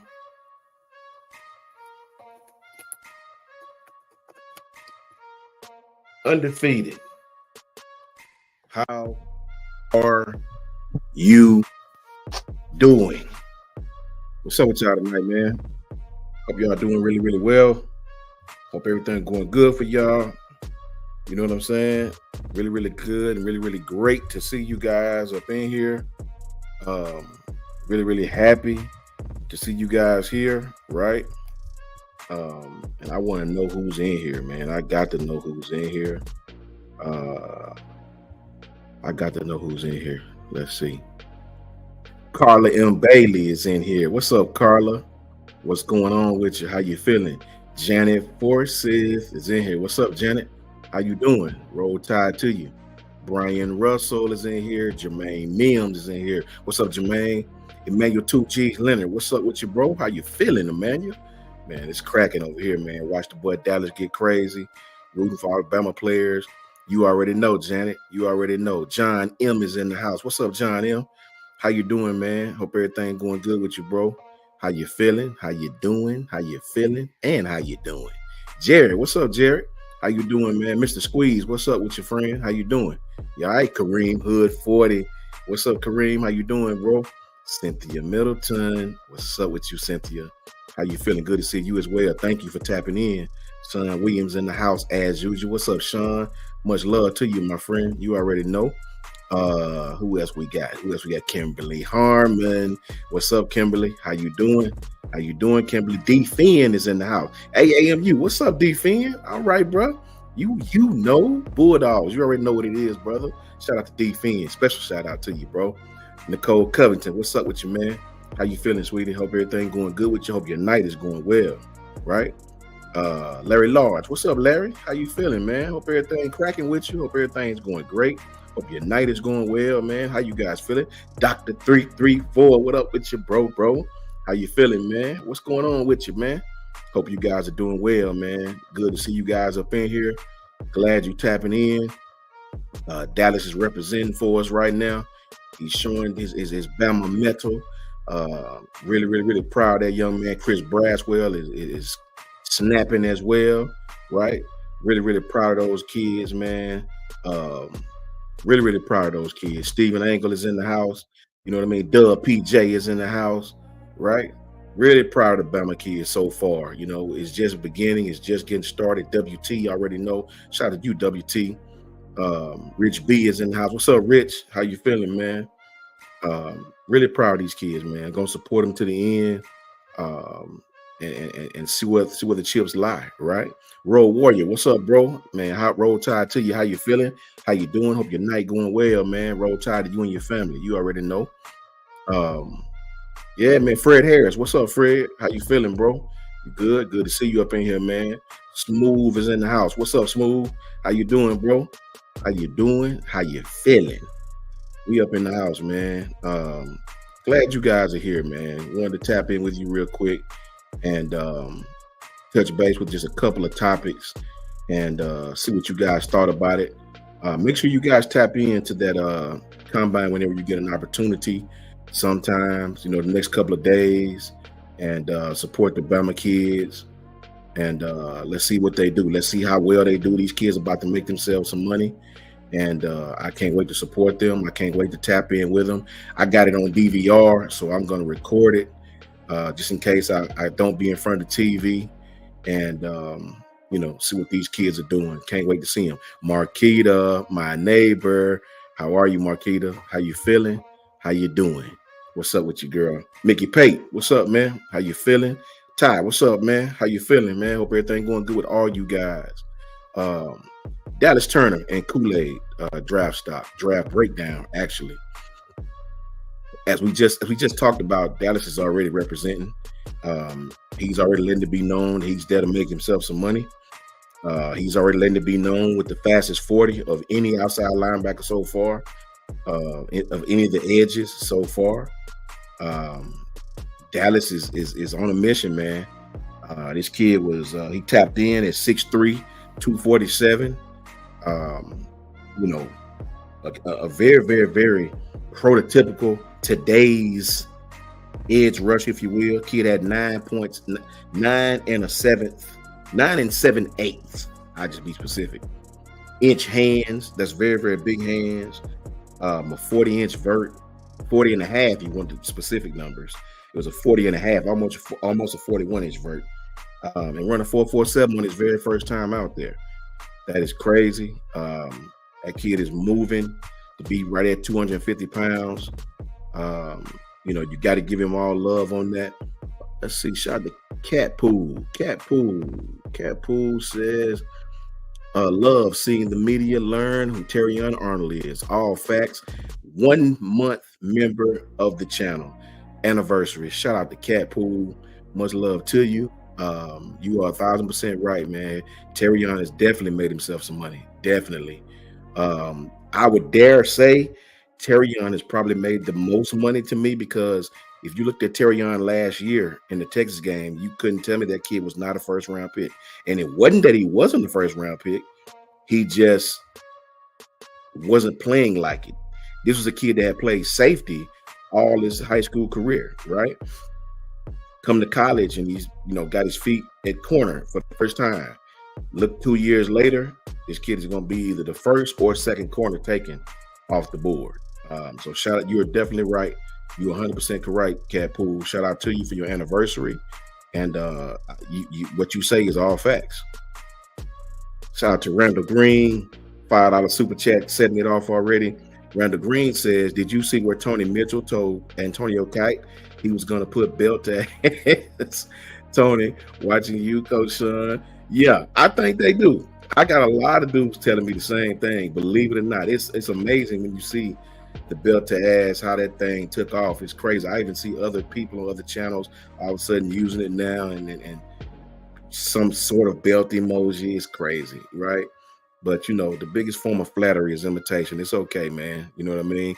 We all know where it came from. Right here in the Undefeated, right here on Bama Football on YouTube. So it's all good. Randall Green, thank you, man. I appreciate you for that $5, bro. Much love to you. I can tell you the whole staff appreciate you for that. But Tony Mitchell, yeah, that's another one's going to have a big career. Tony had some off-the-field struggles. It's okay. Kid is young, made some mistakes. He learned. Shout out to him, man. I'm all about second chances, giving these kids an opportunity to prove their worth. He's going to be just fine, man. Tony Mitchell's going to have an outstanding career. He's a baller. You know what I mean? Not a baller with an R, not a baller. He's a baller. You got to put an A on the Schwarzenegger type stuff. Baller, chopper, you got to do that. He's a baller, straight up. Shout out to Tony Mitchell, man, straight from Bama. He understands what it is to play football in this state. He understands the importance of this game. And Tony Mitchell going to have a hell of a career. Mark my words on that. Shout out to him. And I will agree with Tony, because Tony's going to put belt to ass. All fact. Shout out to Tony Mitchell. And shout out to you, Randall Green, for the $5 super chat. Fred Harris. If you want to round it up to a 4.5, you can, but it was a 4.47, AccuTrack. So it's a 4.47, you know what I mean? Now they'll round it up when you just doing the competition of it.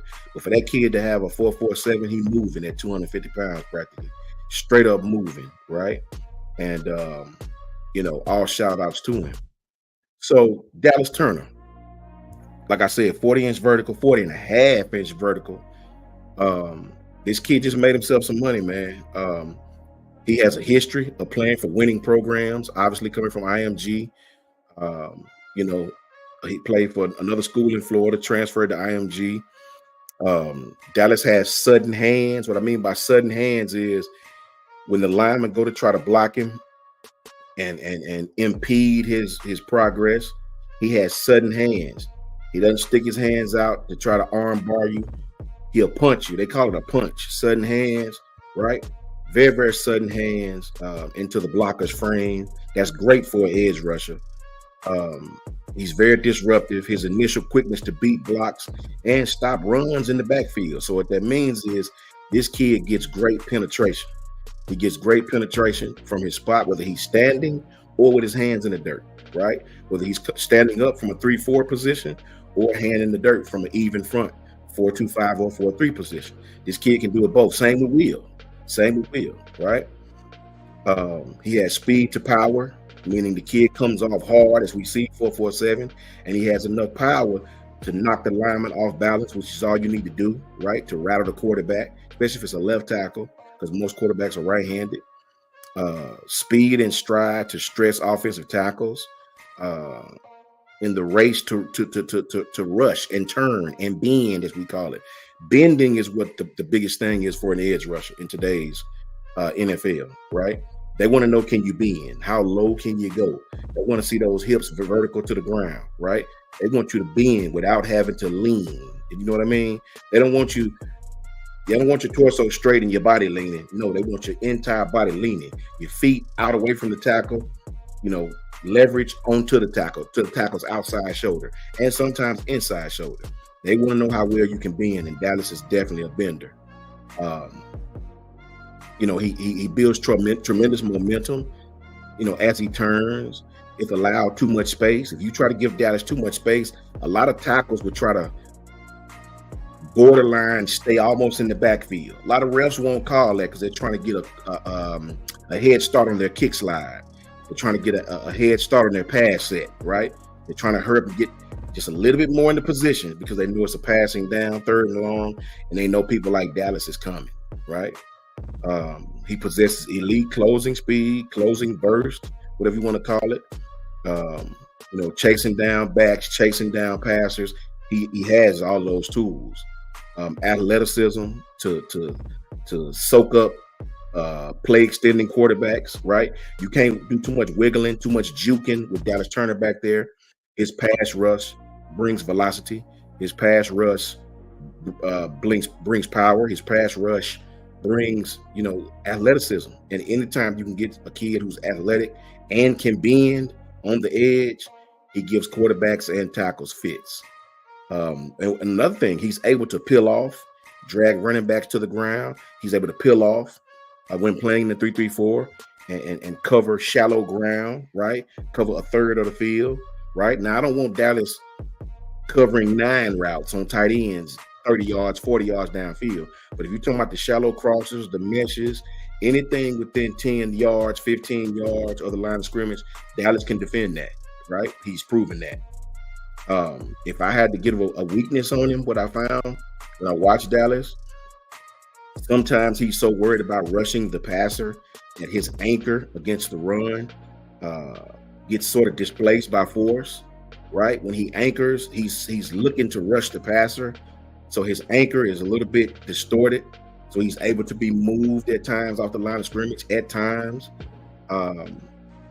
He needs to take on blocks a little bit better. These are all things when he gets to the pros, he'll have 24 hours a day, every day to work on. Won't have no classes, right? Sometimes he don't play with urgency, right? And I understand that. If you playing Chattanooga, it's already 35-0. I got 2 more series before I'm going to the sideline, letting the second string guys come in. You tend to, I ain't gonna play hard these last few plays. I've already got 6 tackles, 3 sacks. So I get it, right? The kid has a motor, but in the NFL, they go by cut-ups. They don't go by games, right? When the NFL look at you, they don't go by what you did in a game. They go by cut-ups, film. So you never want a bad cut-up, right? You want to play hard every game because you never know if that play you took off is going to be one of your cut-ups, right? Damn the fact that you had 3 sacks this game. They want to know, do you play hard every single play? So you don't want to put any bad film out there. That's a fact. And that's really the only negatives I had on him. And those can all be fixed easily. Now that he's going to be in the NFL, he'll have ample time to fix that. Football will be his job every day, all day. So look for Dallas to be a major contributor, just like Will, right? Look for Dallas to go to a team that uses his skills. What's up, Chris from New Jersey?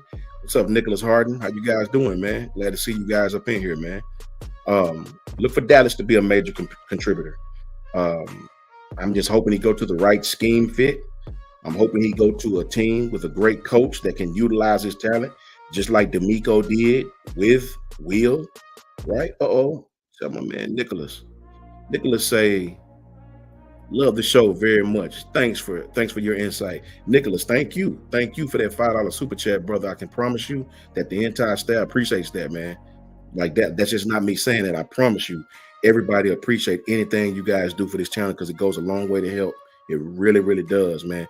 Thank you for that, Nicholas. I appreciate you. Roll Tide to you and your family, man. I appreciate that greatly. Yeah, all facts, all facts. And think about this. This kid's vertical, that 40 and a half inch vertical, just broke the record of Alabama players in verticals. And guess who had the record at first at 39 and a half inches? D'Amico Ryans. So shout out to Dallas Turner, man. Patriot Life. What's up, brother? What's up, Patriot Life? How you doing, man? Patriot Life, Roll Tide, my brother. Good evening. Good evening. Right back to you, my friend. You know what I'm saying? I really love that undefeated hat. Looks great, man. You know what I'm saying? Shout out to Patriot Life. Much love to you.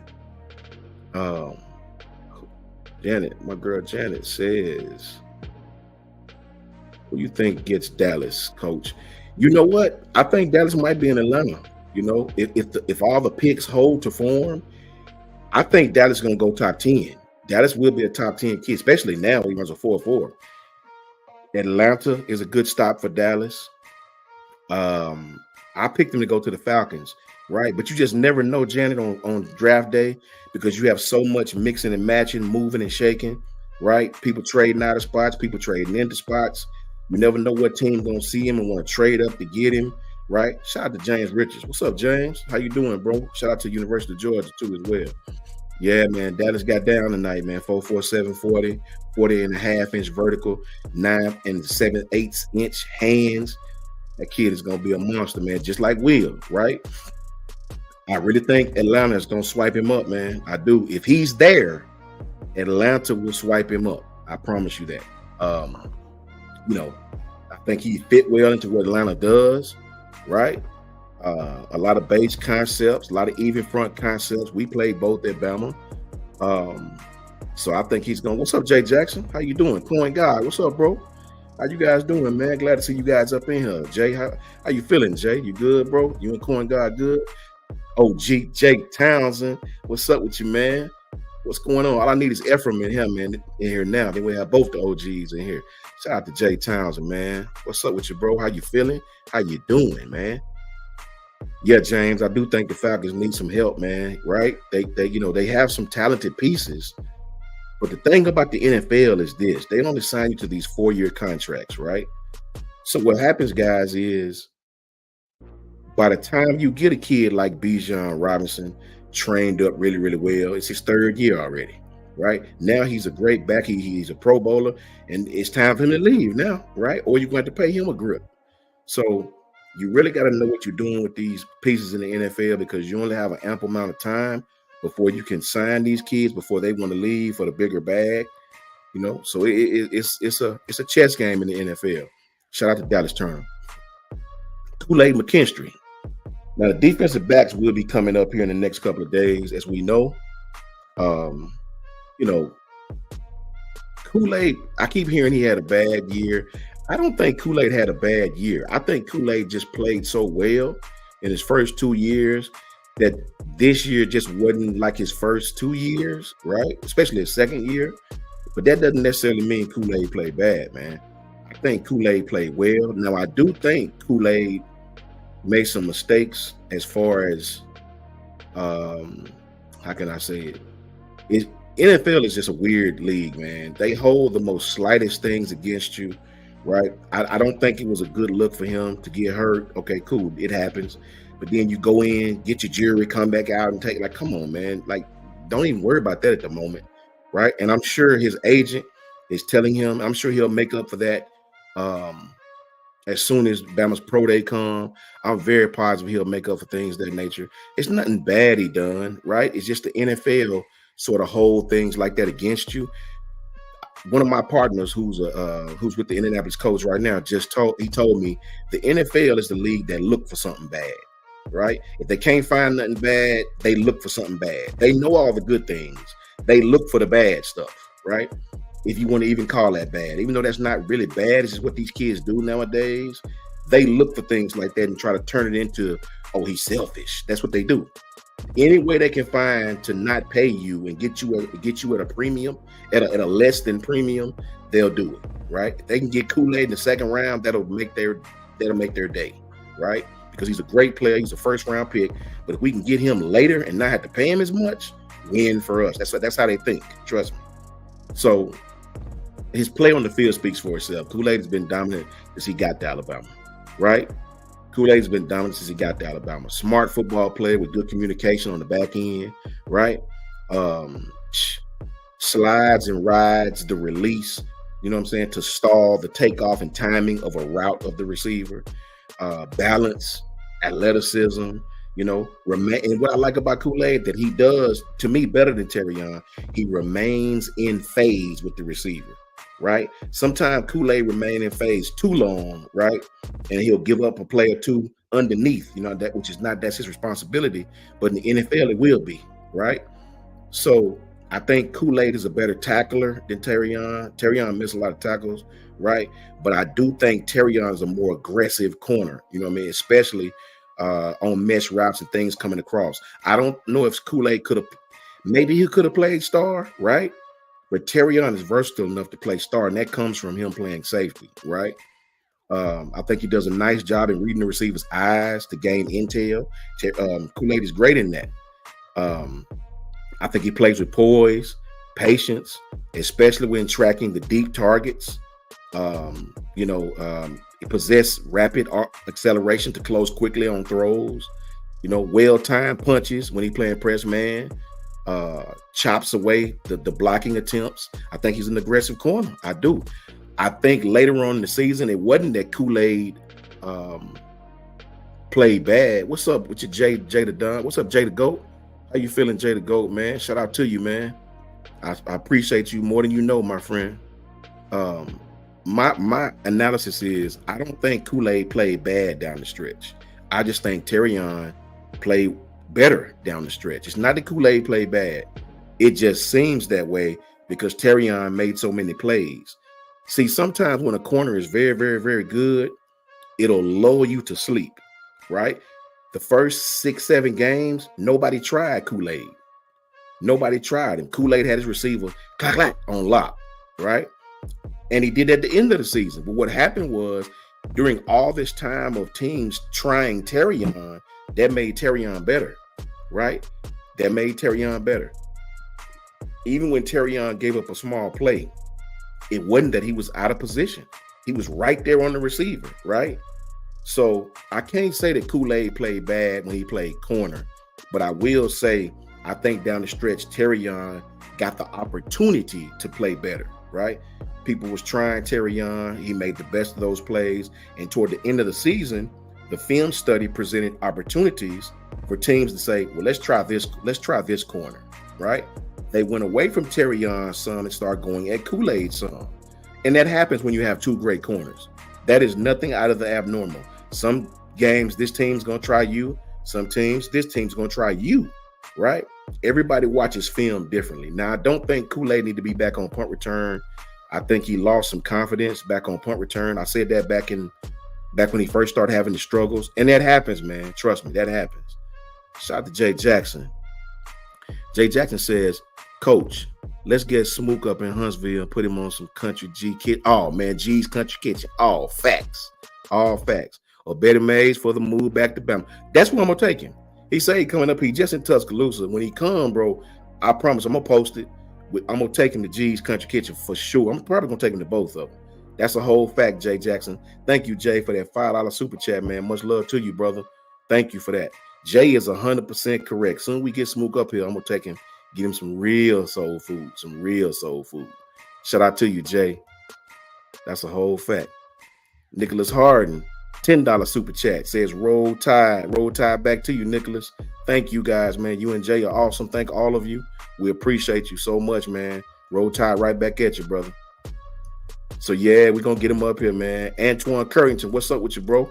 How you feeling, bro? Glad to see you guys in here. Love seeing Kimberly, love seeing Marquita, love seeing all the Bama undefeated up in here, man. So yeah, I think Kool-Aid is gonna be just fine, man. I don't think he need to be on special teams a lot because Punt return is difficult, man. Punt return is difficult, right? You got to have some, I'll just say, you got to have some nice loins to do punt return. Kick return is easy. Everybody did kick return. Kick return is easy. You can see the wedges. You can see the blocks forming in front of you. Punt return is another beast. If you play football, any of these guys in the chat will tell you punt return is a different animal, right? You got 11 guys running down the field, screaming as they run down the field, all trying to take your mind off you catching the ball, and you looking up, right? You can't see them. You're looking up trying to field the punt, and they coming downfield. And from the time you catch it, you probably got a second and a half to 2 seconds, depending on if it's an average punt, before they knock your block off if you don't call for a catch. You got to make a decision to field the punt, grab it, pick it up, let it roll. And if you let it roll in the wrong position, you're going to give your team horrible position. So you got to make a decision. Punt return is not for the faint of heart. And I just think Kool-Aid sort of, once he dropped that one, I sort of think he sort of lost confidence a little bit, right? I think Kool-Aid going to be fine, though, man. Kool-Aid is a hell of an athlete. Him and Terrion are going to make some teams extremely happy.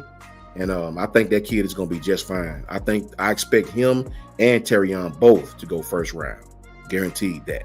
Don't believe the second round rumors, right? Kool-Aid and Terrion both will go first round. That's a whole fact. Shout out to Kool-Aid. Shout out to Dallas Turner. SEC Big Ten proposals. Now, it's crazy when I read this stuff, because when you look at what's going on, right?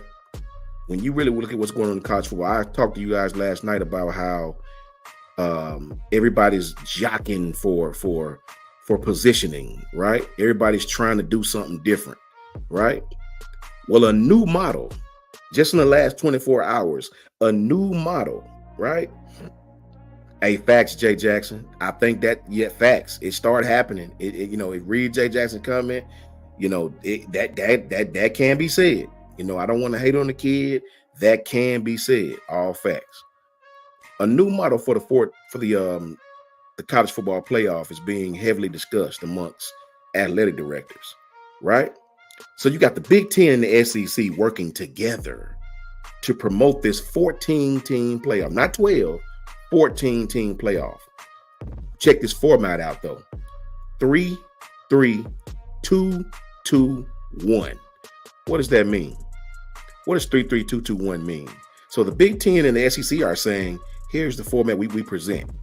And if the Big Ten and the SEC are getting together on something and presenting it, in layman terms, they're telling the NCAA and the college football playoff people, this is the term that we want.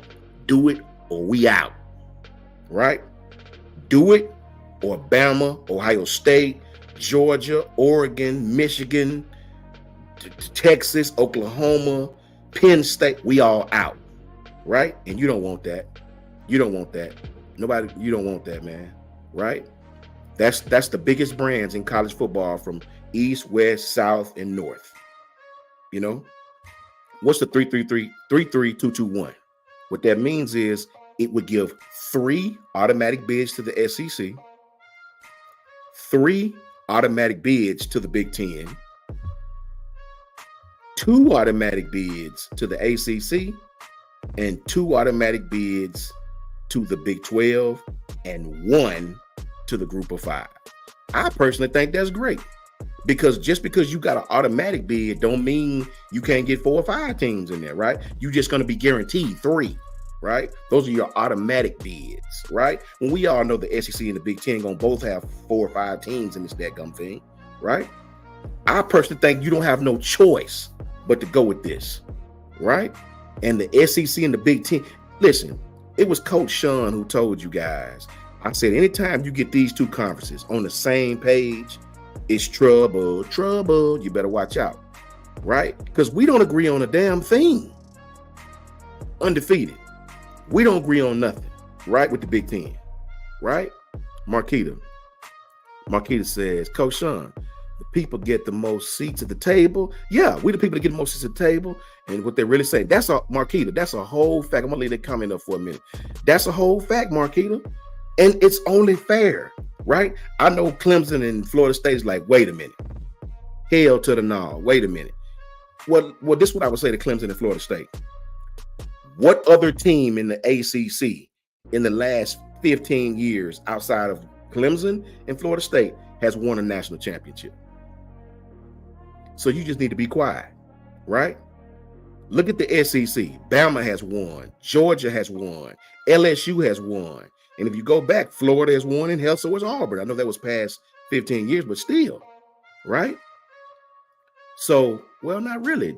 Auburn won in 2010. Was it 2000? No, it wasn't 2010. That was way before. That was Cam Newton days. You're right. 2010 was us, wasn't it? Well, that was 2011. We was 11 against Notre Dame, right? No, Notre Dame was 12. LSU was 11. Notre Dame was 12. We beat LSU. No, that wasn't LSU. Who did we beat in 2011, man? We beat Notre Dame in 2012, right? I'm trying to think. I think it was LSU. That's when they had the SEC versus SEC the first time, and that's what caused the playoff to come into effect, right? Oh, no, that can't be it. Yes, it was, because 2014 was the playoff when Ohio State beat us, and that was the first year. Who was 2010? Was it Auburn in 2010 with Cam? 11 was the rematch. Right. Okay, so somewhere in there between that LSU, Notre Dame, and Auburn, somewhere along in there, we've had 4 or 5 different teams to win the dadgum thing, right? You can't make any rules if your conference isn't winning anything, right? And you can say what you want about the Big Ten because Ohio State has won in 2014. Michigan won when Lloyd Carr was there. But here's the thing that helps them. Their national champion just won the dadgum thing, right? What have you done for me lately, right? So if you got the most seats at the table, you get the most say, right? 3-3-2-2-1. 3 SEC automatics, 3 Big Ten automatics, 2 ACC, 2 Big 12 automatics, 1 group of 5. Because I don't want to see Liberty play Oregon again. I don't want to see Cincinnati play Alabama again, right? Ain't no damn glass slippers going on here in college football, right? You want to slip up and play Alabama in a meaningless bowl game and get a win? Cool, whatever, right? You want to slip up and play Auburn in the bowl game where half the team laid out to go to the NFL? Cool, whatever. It's your Super Bowl. It's my Juice Bowl, right? Beat us in the playoffs. Not going to happen. Ask Cincinnati. Ask Liberty. It's not going to happen, people, right? In the games that matter, when it's all on the line, those schools will get their asses whipped. Belt to ass, B2A, all facts. Right? You already know, Cynthia, 100% facts, right? You know, all facts. So nobody wants a rematch of those kind of games. Nobody, right? And that's no disrespect because I went to a small school myself, HBU school, CU school, but I'm truthful. I don't want to see my school play Ohio State or Bama or any of these people in the playoffs, right? So this way you're not cutting them out. You got one automatic bid. So get your Boise State, your Appalachian State, your Liberty, your Cincinnati. Get your group of 5, your best group of 5. Let them come play somebody. Cool. No problem. Right? 3-3-2-2-1. Best format. I think so. And that's what they're pushing. That's what the Big Ten and the SEC both are pushing. Shout out to D-Fin. D-Fin says, not liking 16 teams in 2026 season would be too long. D-Fin, thank you for the $5 super chat, my friend. Roll Tide to you, AAMU. Go Bulldogs. You already know, brother. You know. Hey, I agree with you, man. I play ball, man. I know. I can't even imagine, D-Fin, 16 teams in college, bro. Like my mind can't even wrap around that idea. Like, if you do that, you can't call yourself college football anymore. You just can't. You're a pro. You're a semi-pro team, right? Because it's not about athletics. I mean academics. Kane Womack picked Saban's brain. You know what? I got a newfound respect for Kane Womack, man. I got a newfound respect for Kane Womack. I mean, Womack, you know what I mean? I think Kane Womack is going to be absolutely outstanding. I had to really educate myself to his methods and to his teachings I was basing it off the type of defense he ran, 4-2-5, which we all know it's not that big of a difference, but at the same time, it is a difference, right? Ty Alexander, what's up with you, Ty? Coach Sean, what's up, my guy? Roll Tide Roll family. What's up, Ty? Thank you for that $5 super chat, my friend. Appreciate you, bro. Roll Tide to you. How you feeling tonight, Ty, man? How you doing? How you feeling, bro? Hope everything going good for you, man. Whole staff, thank you for that $5 super chat, bro. I appreciate you for that, man. Thank you for coming and tapping in with me, man. I appreciate that. I'm on Kane Womack right now, man. I really enjoyed that man's interview, and he really broke down some of his teachings. We all know the GOAT is gone, right? But Coach Womack really broke it down to some of the things I appreciated from him. Coach Womack said, this is what he said. He said he met with Coach Saban and picked Coach Saban's brain, right? He said that a lot of Coach Saban's philosophy lines up with his. He said, and this reminded me of my old coach, Bronski Towns, back in the day, man, Alabama A&M University. Shout out to Coach Towns, man. Coach T, as we call him. Man, Coach T used to say, don't teach me how to do a job. Like, in other words, don't teach the middle linebacker how to feel, how to play. That's something you're going to learn through practice. That's something you're going to learn through basic fundamentals. But teach him the defense. Teach concepts to him. He'll learn his job faster by teaching of the concept, right? So I really agree with that. He said they don't teach a job. They teach concepts, right? He said, instead of saying, Mike linebacker, stand here and do this. No, they'll teach the Mike linebacker what to do on cover 3, hook drop. Here's cover 3. Here's what we do, right? This is why we play cover 3. Here are the issues with cover 3, and here's how teams will attack it on 4th down, right? That is the signs of a Nick Saban taught guy, right? See, you don't have to coach with Coach Saban to learn his teachings. You don't have to coach with Coach Saban to learn from afar. That guy's arms and branches of his coaching tree, coaching clinics, stretch miles and miles and miles. At Coach Saban's coaching clinics, it's easily 100 different coaches there, all from colleges, high schools, right?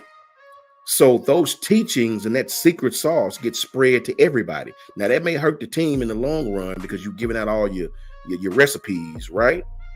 But so now everybody's cake gonna taste just as good, right? But I really enjoyed that. Don't just teach the middle linebacker how to play middle linebacker. Teach him, what do you do in the defense we run? What do you do in cover 3, right? Here is cover 3. Here is what we do in cover 3. This is why we play cover 3. Here are the issues with cover 3 and how teams will attack it. That is awesome to me. That is awesome to me, man. He said he teaches from a situational philosophy, right? Not necessarily a defensive philosophy, but a situational philosophy, meaning here is how cover 3 is applied on 3rd down situations. Here is how cover 3 is applied to red zone situations. Here is how cover 3 is applied to 1st and 10 situations.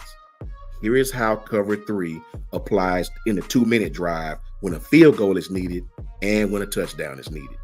Shout out to Kane Womack, man. He said he asked Coach Saban, how different were teams the 4 games prior to playing Bama to what they actually came in as when you finally played them in season. That is awesome, man. Shout out to Kane Womack. I got a newfound respect for that guy because he's not just going off philosophy. He's going off Saban's teaching, Saban's way of doing things in his own defense, right? So our defense shouldn't stray too much farther, if not be better, right? Shout out to Nicholas Harden again. Nicholas, you busting them up tonight, man. Thank you, man. I'm having a problem with the Fan Funder link. I hit the link and it says block or report. Okay, I'm going to star your comment, Nicholas, so I can tell Kyle about that. Let me hook you up, Nicholas. That way I'll make sure that he gets that. Yeah, I got you covered right there, bro. That way I know he'll get that. Boom. Got you covered, Nicholas. Thank you for that $5 super chat, man. I got you covered. Any trouble you have, I got you covered, man. You ain't got to pay no money or nothing like that. If you put that in the chat, I'll see it and I'll grab it and make sure Kyle gets that. Let me write that down too. so I can make sure you don't forget to look at it. Nicholas Harden. I got you, brother. I'll make sure Kyle see that. I'll make sure he sees it. But shout out to Kane Womack, man. Shout out to him. That guy's going to be awesome. And, I got a more in-depth breakdown of him later. Jaquez Carter. Real quick on this young man. Really, really, really high on this kid. Did some film breakdown on this kid. I was watching another kid, and this kid jumped off the film at me. I mean, jumped clean off the film. I'm like, who is this defensive lineman, man? He's only about 6'2", 6'3", but he's about 280, 270. You know what I mean? He's young. He's Quinn Williams-esque. He reminds me of Q, man. Quick. Nobody could block him, playing a tough division in Florida. This kid, he has been one of the most obvious in the state of Florida with 20-something scholarships and counting, right? He said that he wished he could get a Bama offer. Camped about a month later in another camp, the Bama offer came. He said it feels great. That's the offer I've been waiting on. This kid is absolutely awesome. Great hands, great feet, extremely quick. Some of the best offensive linemen at these camps that keep getting all these all-star bids, he dominate them.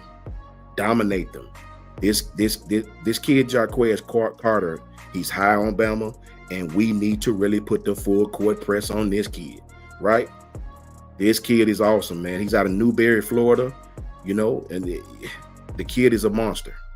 He's quick as can be, quick as a cat. We really, really, really need to put the full court press on this guy. He said he has a great relationship with Freddie Roach. That they've been in contact with Roach for a while, right? So that's a great thing. This kid has offers from just about everybody: LSU, NC State, Georgia, Miami, Penn State, Tennessee, Florida State, Ohio State, USC, and Colorado, and Bama. We need to put the full court press on. This kid is in love with Bama right now. We don't want him to go cheating on us and find other love somewhere else, right? Shout out to Jaquez. This is an absolute monster of a kid, a young kid who can come in and play in this defense, perfect for this defense, right? Smaller, quicker guys that can absolutely rush the passer. Absolutely rush the passer. Shout out to that young man. Undefeated. I gotta know. What are you guys talking about, man? Talk to coach and let me know what you guys doing. What's up, Shalimar Branch? What's up with you, bro? LaQuasia, what's up with you, LaQuasia? How you doing? How you feeling? How you doing? I'm glad you up in here, man. Glad you guys up in here. What the Undefeated talking about? And don't forget, anytime you guys need a breakdown of a player or any questions, hit me on the Twitter, right? I got your back. Anything you can request, I got you covered. Hit me in the little DM thing. Monica here, what's up with you? How you feeling? How you doing? Dwight, what's up, bro? How you feeling? Anything you need to know, if I can help you with it, I got you covered, right? I do a lot of breakdowns. Film was my thing, right? I got you covered on that. Matt Farm says Womack and Sheraton are sons of accomplishment pros and college coaches learned in the interview. Let me tell you something. Womack and Sheridan are going to be outstanding. I'm telling you guys, these guys have worked before. Coach Womack talked about how they get after each other. They don't cut no slack for each other. They get after each other, right? Offensive coach, defensive coach, coordinator. Leader of the offense, leader of the defense. They get after each other, but they're friends. Their wives are best friends. And he said something. This is when I knew that man knew football. This is when I knew. You can talk all the X's and O's. This is when I knew we was going to be successful at Bama with this guy. He said this, and I hope Coach Womack is listening. Coach Womack said, anytime you can come on a new staff and that ice don't have to be broken because they've all worked together before, then you're already miles ahead of any other new staff. Right? You're already miles ahead of where everybody think you are, right? That is so true. When you come onto a new staff, you tend not to really be yourself sometimes because you're getting to know everybody. It's just like starting a new job, right? You got to have that ice breaking few months where I don't really, everybody don't really know everybody. So you kind of, you're cool with them, but you don't really know. It's all of that. And remember, time is wasting with that. Season's about to start. Coach Womack say, nah, with this staff, everybody already know everybody. Most of us have all worked together. Freddie and Robert, they're the chief, they're the Big Daddy Canes. They've been at Bama. So you take all of us, we learn from them. Hell, it's just like we've been at Bama for months. That's when you know our staff is going to hit the ground running. Won't be no transitional period. They will hit the ground running. And I absolutely cannot wait. He told the truth on that. That is so true. I've been a part of that 3 times.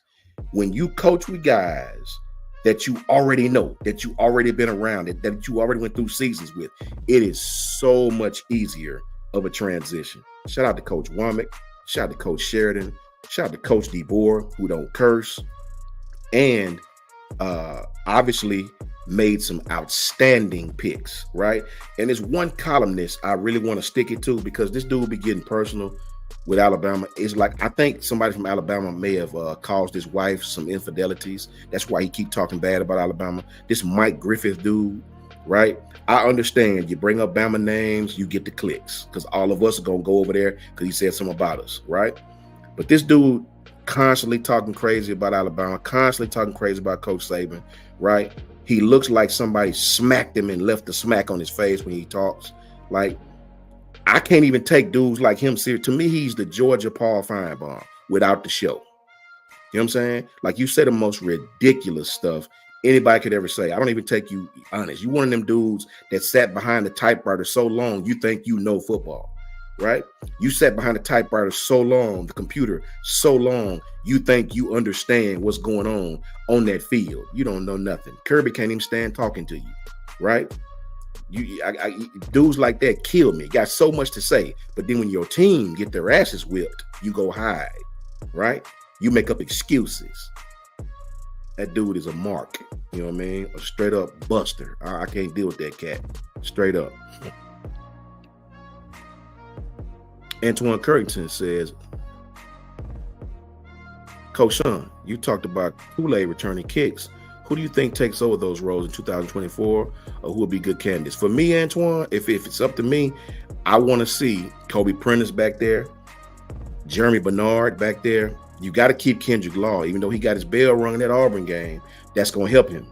Kendrick attacked the hole, right? I wouldn't mind seeing Cole Adams on punt return, right? If you watch Cole's highlights when he was young, Cole was a monster at punt return. Kid is used to doing it, right? So, yeah, Cole Adams, Kendrick Law, Kobe Prentice. I don't want to see Ryan on punt return his freshman year. Punt return is a little different. But any of the receivers, right? Emmanuel Henderson. Any of those guys would be absolutely awesome, I think, Antoine. Marquita says, Coach Sean, you see where the NCAA playing around, they signing windows. You thoughts? I read the article yesterday. Yeah, they're signing. Yeah, see, here's the thing. The NCAA realizes, Marquita, that it's on its last leg, right? Everyone always talked about what would college football be without the NCAA. Well, when that judge ruled against them, which is the first time I can recall that ever happening, right? That was the beginning of the end of these guys. The SEC and Big Ten have combined to tell you, NCAA, we don't need you. You're a waste of time. We can regulate our own athletics, right? We can penalize our own athletics, right? We can put one governing body. Can you guys imagine if the NFL had 13 different commissioners, 13 different Roger Goodells like college football? No, you put one man, Nick Saban, in charge of everything, right? One head honcho that governs everybody, right? Can you imagine the NFL if they had 12 different commissioners for each division, whatever the case may be? Nothing would ever get done. Nothing would ever get done. You put one governing body, one governing person, not Mark Emmert, right? Or whoever the guy who took his place is. The NCAA, what's up, Ronald Krause? How you doing, man? Glad to see you up in here. The NCAA, guys, has fumbled the ball time and time again. The NCAA is the main reason why NIL came in so tough now, because for years, NCAA denied these kids the opportunity to make money. If the NCAA had played ball back in the 90s or 80s or 2000s, the NIL today wouldn't be as crazy and out of whack as it is, right? That was all the NCAA is doing. Well, you can't sign your own autographs and get paid for it, even though it's your damn signature, right? But we can make the money off of it, right? If Johnny Manziel goes, signs a football and puts Johnny Manziel and gets $2,000, we're going to penalize the whole damn school. We're going to keep the money, but your ass is in trouble. Come on, man. Like that don't make no sense, right? You're depriving these kids of their own essence, their own image, their own. You mean to tell me if a kid who played for Texas A&M or Alabama go on a fishing trip with a booster, you're going to penalize the school for a fishing trip, man? Right? You're going to put the school on probation for 2 years because I went fishing with somebody who just want to hang out with me? That's the NCAA for you. That's what they were doing for years, right? Right? We penalize the school, and guess who keep the money? Guess who pays them? Guess who the penalties are paid to? The NCAA, right? So come on, man, they ridiculous. That was the biggest waste of time ever made, right? You so busy punishing kids that you forgot what you were there for. You're so busy trying to make your name punishing kid. The kid, they what they did to that North Carolina kid, the receiver who was academically eligible. He transferred, everything was great. Credits transferred over, everything was great, right? They made the kid set out damn near half the season, all because of the grades, and they wasn't sure. They was trying to punish the kid, right? So stupid, man, just stupid. I can remember back in my day, they wouldn't let you give the kids anything outside of the scholarship. So once your 3 meals were over, your breakfast, lunch, and dinner, right? You couldn't give the kids no snacks. You couldn't give nothing. Or they would put the school on probation. They penalized you for a violation. It's a whole fact. So they changed that here back in maybe 2010, 12, to where now they can feed the kids excess snacks outside of the normal room and board, if you will, right? So just stupid stuff. And all of that penalization money was going to one place, them. The more penalties we hand out, the more money we get, right? NCAA suck. I'm glad that we getting up out of there with them cats, man. They the most corrupt board of people that it is, right? A bunch of grown people in there. Most of them never played football a day in their life, right? Making decisions on college, bunch of administrators making decisions on college football kids' livelihood. Nah, you wore a suit every day, never put a helmet on in your life. How can you tell me what's best for me on the field? So that's my thought on that. Don't get me on my soapbox with them dudes. Shout out to you, Caleb Taylor. Much love to you, bro. Glad you up in here, man. Crimson Dad 813. What's up with you, man? How you feeling, man? That's what's up. I was talking about the NCAA, Crimson Dad. I was I was just taking some questions from the chat, and I was talking about the NCAA and their worthlessness and how the NCAA has really held college football back the last few years, handed out some ridiculous things. I still remember them punishing Alabama all on a word of Philip Fulmer. Like, you just took this man's word. The kid even reversed his story. So if the kid reverses the story, you still gonna punish Alabama just because another coach said it? NCAA is the biggest crooks. Man, I'm telling you, let's get away from the NCAA. Them dudes are crazy, straight up.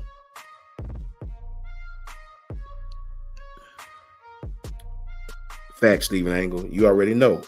It's something serious, man. But you see what's happening. The two most powerful conferences, SEC, Big Ten, are banding together to create their own identity away from the NCAA. It's crazy. Coach Smook, what's up, bro? I got you covered, man. Women's game. I got you covered, man. I got you covered. Yeah, it's crazy. Matt Farm says Manziel was a talent. Successfully, his talent didn't transfer to the NFL. Yeah, but Johnny takes full blame of that himself, right? Johnny has said on multiple occasions, my mind wasn't right to go to no NFL. Johnny was just a young kid who was good, living life in college, living it up, right? If NIL had been around when Johnny Manziel was around, that kid probably would have broke the NIL record for money, right? Because after they beat Alabama, man, that kid was on cloud 50. Damn cloud 10 or cloud 9. That kid was on cloud 50. That's a whole fact. It's crazy. Yeah, it's crazy, bro. Hey, listen, Brian, the NCAA is crazy, man. I can give you guys so many instances of things they've done over the past that are just so astronomically crazy, right? I mean, like, makes no sense. Like, it doesn't make any sense to college football whatsoever. So I'm sort of glad that we're moving away from those guys because, man, it's 2024. It's a different time in football, guys. With streaming contracts, TV contracts in the billions of dollars. The TV contracts for college football have never been in the billions before, right? That's professional sport money when you're talking about that. So to see these TV contracts in the billions of dollars, it lets you know how serious college football is, man. It's crazy. It's crazy. Janet says, where's Janet? Janet said we could never play Texas A&M without hearing Johnny. Exactly. Even after the dude left, that's all they talked to. Janet, if you're not careful, they'll get you a clip or two of that man today. They'll slide. Whenever Texas A&M comes to Bama, for some reason, they'll slide a clip or two of that in now, right? That dude, and you got to understand, Texas A&M was an 8-4 team forever, right? That might be their average of history, 8-4. So when they came to Bama and got to swaying in our stadium like that, man, that was a despicable night, brother. That was Janet, sweetie, that was a despicable night, man. I think everybody was hurt. And to see the stuff that kid was doing, he was doing some Michael Vick, roll around, pass out, fall down, get back up, and still throw a damn touchdown. Like, I was like, bro, we don't even want to talk about that game. That was a mentally bad night for Bama fans. Mentally bad. Right? Hey, Brian, all facts, man. Janet, all facts. That night, man, listen, I don't know what was worse, Janet, Brian, that night or the night we lost to Tennessee at Tennessee. I'm not one of those fans that head to the Decatur Bridge to jump off of when we lose. Now, I be mad. I'm in my house and I let out a few profanities and, I'm Trey from Boys in the Hood for a little while, punching the air and, then me and the coaches go on, we fuss at each other. And I feel better. Not good better, but better about my life, right? But when we lost to Tennessee, see, I dislike Tennessee above all else things in life, right? So when we lost to Tennessee, guys, listen, that was a bad night for your boy. That was a bad night for your boy, man. That was a bad night for your boy, man. I told you I got a neighbor. At that time, I lived in a different place. And Carla, I got a neighbor, and he's a Tennessee fan. He just country as he want to be. Like, it's different levels to country. This cat is country. Like, when I say country, I mean, I can barely understand him sometimes. He called me Bubba. I told y'all before, he called me Bubba. Like, it's just rascal. It's country, bro. Like, the chaw, the whole nine. And he cool, man. That's my partner. His name is Troy. He says when he had a few beers, his name is not Troy anymore. It's T-Roy. T-Roy, Troy. Man, when Tennessee beat us, same thing with Auburn. I got an Auburn fan like that too. Man, we lost Tennessee. These guys knocking at my door. I wouldn't even open the door. I'm usually not that kind of fan. I was so daggone mad that night we lost Tennessee and how we lost. The game should have been over. Kool-Aid catch the interception. The game is over. We win. They threw a flag to my pass interference and gave Tennessee another chance. Oh, I was hot. Carla, Janet, Kimberly, that was a bad night for your boy. And then to see them we kick our field goal, we miss it. The king himself, Will Riker. Oh, I was hot. I like to pull my eyebrows out, no lie. And then they kick their field goal and win. Oh my God, that was a bad night. That was a bad night for me, bro. I usually don't have those kind of nights when we lose, but that was one of them, right?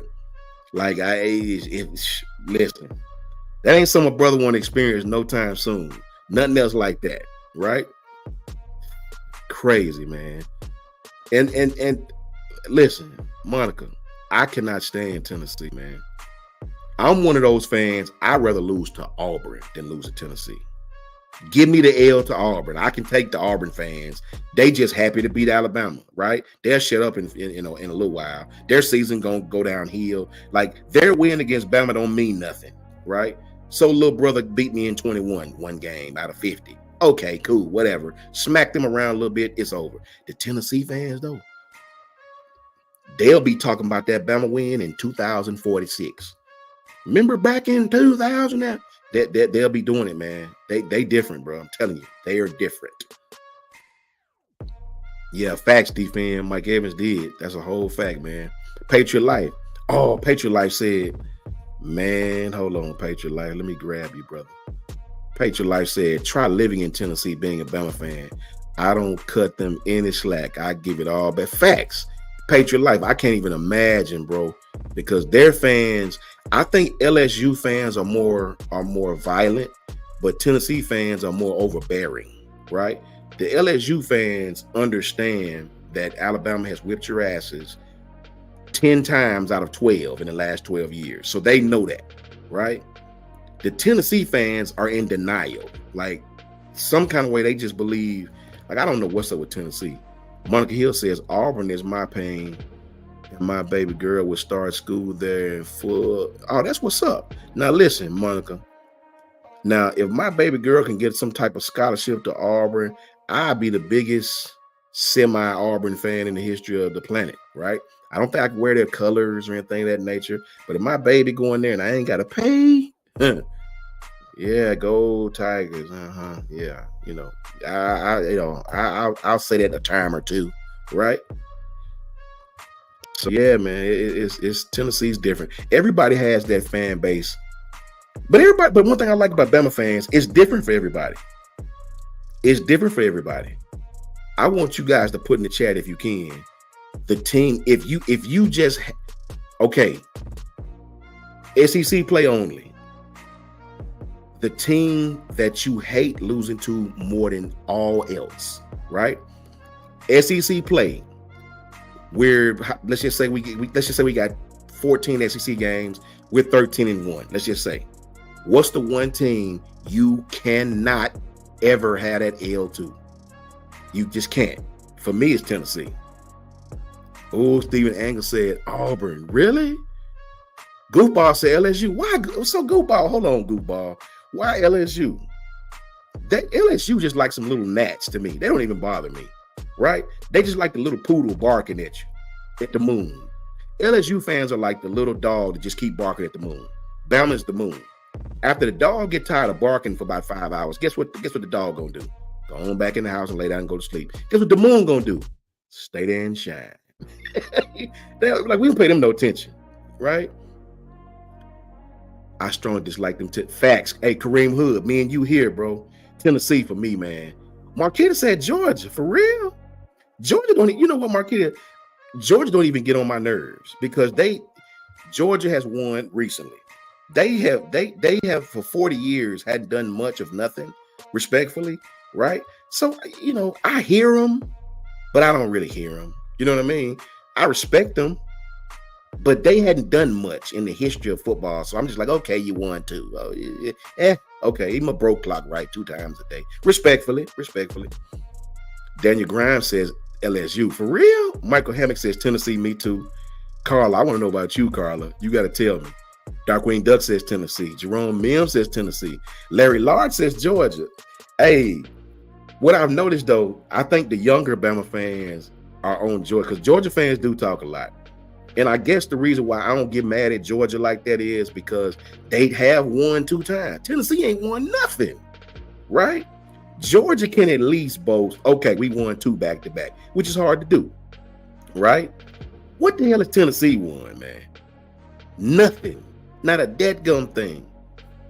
Janet says can't lose to Auburn or Tennessee. Facts. That's a bad night either way it go. Facts. Matt Farm says Georgia now. Goofball says those night guns are brutal. They're very brutal. Goofball says see a drunk. Oh man, what you talking about? An ocean full of drunk Cajuns. Facts. LaQuasia says Auburn, Georgia. You got to pick one though, LaQuasia. I want to know which one touched your heart the most. Caleb Taylor, Which one touched your heart the most, though? Who can you not lose to? You got to pick one. I want to know. Shalimar Brand says, if my daughter went to Auburn, I don't think we could be friends again. Facts, Shalimar. Jermaine Mims says, I had a second thought about LSU saying Joe Burrow. Facts, me either. I don't even study LSU. Even when they think they good, I don't care. It's LSU. You know what I'm saying? We know your whole season rests on beating Bama, and you liable to lose the next 3. We get it. Hey, fact, Sean Williams. That's the truth what Sean Williams said. That's the truth. But I want you to tell me, Sean. See, I want to know who did the one that you just cannot lose to. That's hard, man. Corey Fitzgerald said Georgia. Jay Jackson said all of them the ops. Facts. All of them really the ops. Carla says Tennessee. Yeah, me too, Tennessee, man. Carla says Tennessee, especially after storming the field. That storming the field move, that made me hate them even more. And then look, Carla, they gonna take the goal. And can somebody explain to me what the hell that means? You took the goal and walked out of the damn stadium with it and took it to the river. Is that like a tradition or something they do? That was the most ridiculous thing I've ever seen. I had to laugh, but not even laugh. I had to go, huh. I had to give him a huh, not a full laugh, right? Brian Russell says Auburn. No, you got to pick one, Brian. See, I like when y'all say Auburn or Tennessee, Georgia. That tells me more. What's going to hurt the worst? I want to know which one's going to hurt the worst. Which one is going to hurt the worst? All right, Coach Smook, let me put you on the spot right from jump. You can't pick but one, Smook. You cannot Auburn. pick but one. Okay, Auburn. See, Smook on the awkward. Smook like, no.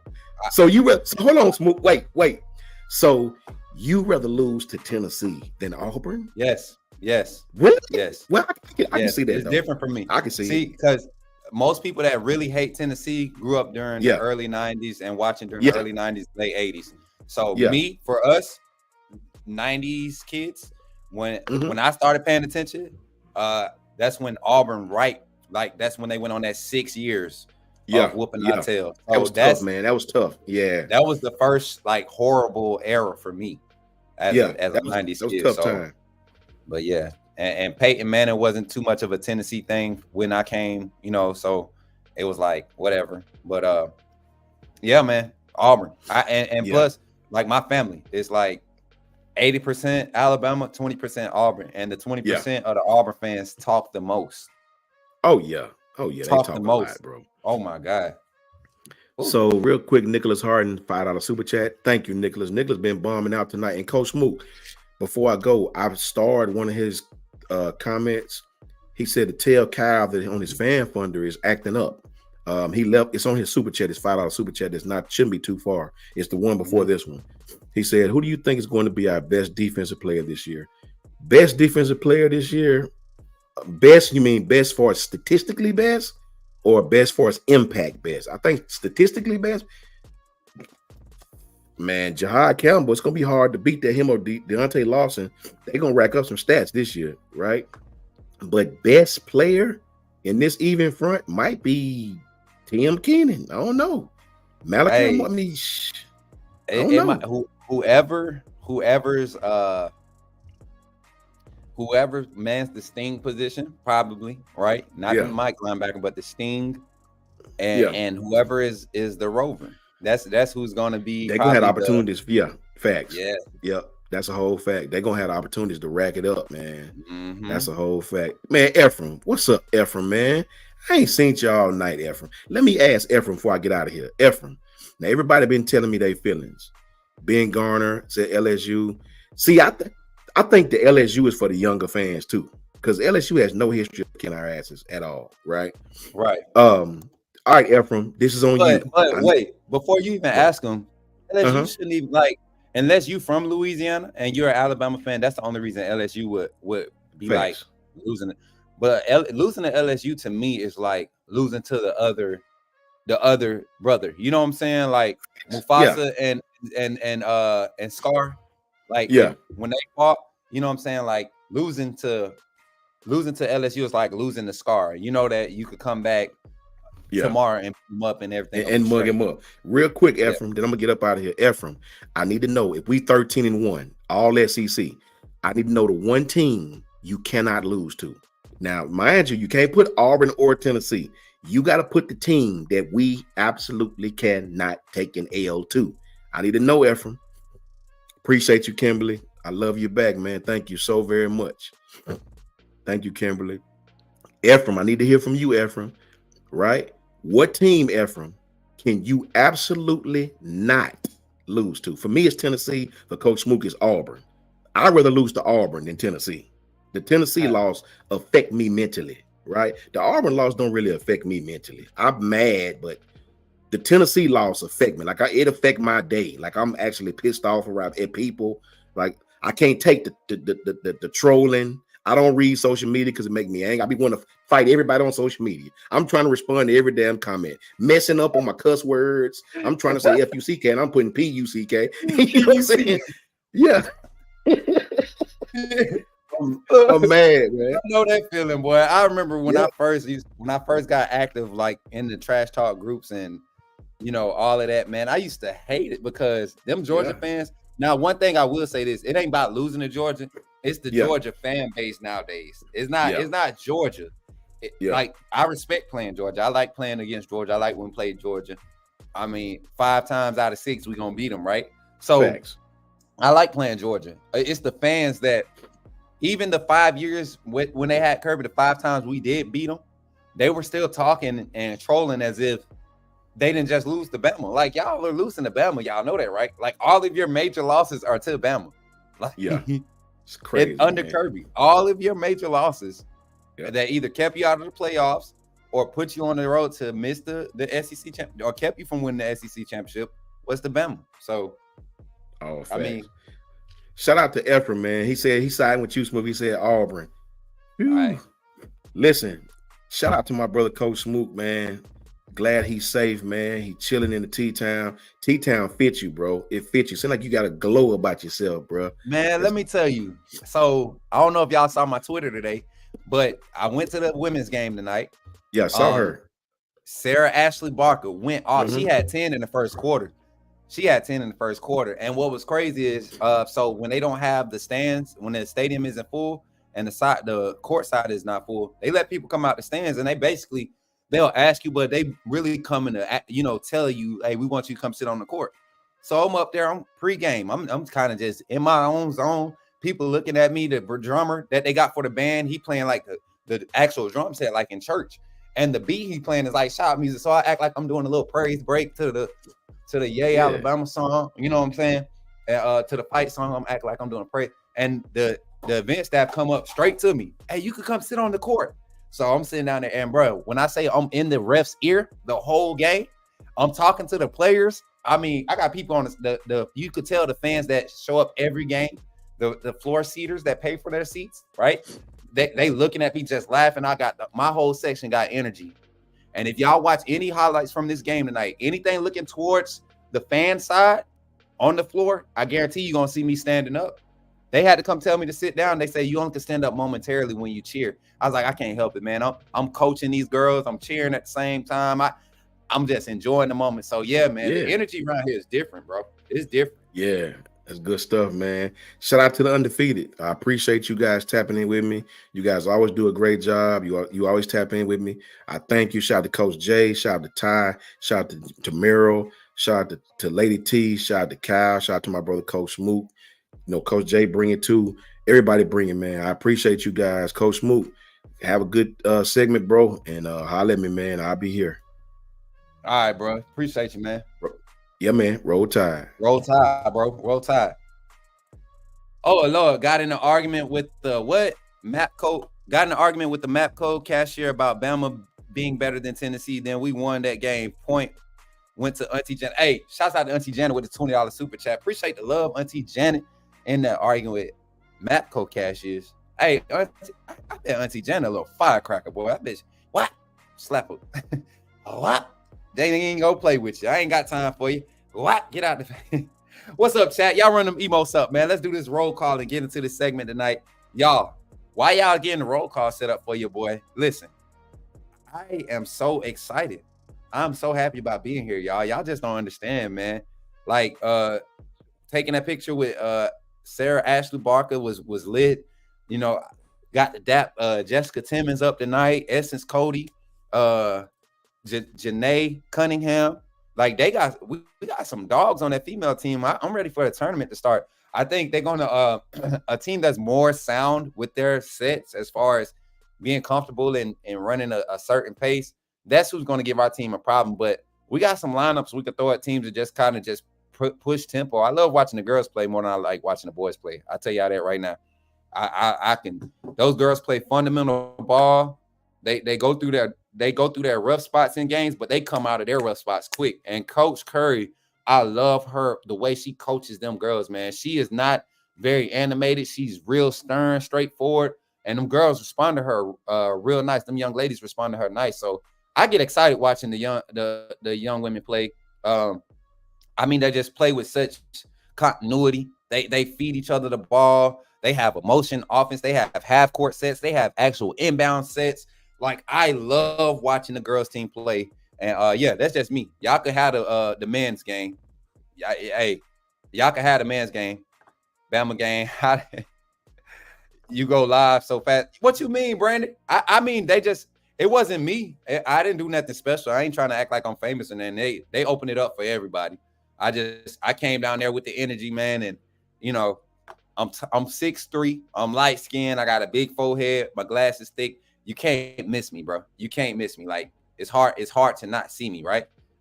Randall Green, appreciate the $20 super chat. He said, "Here you go, Smook, for this for the move in, brother."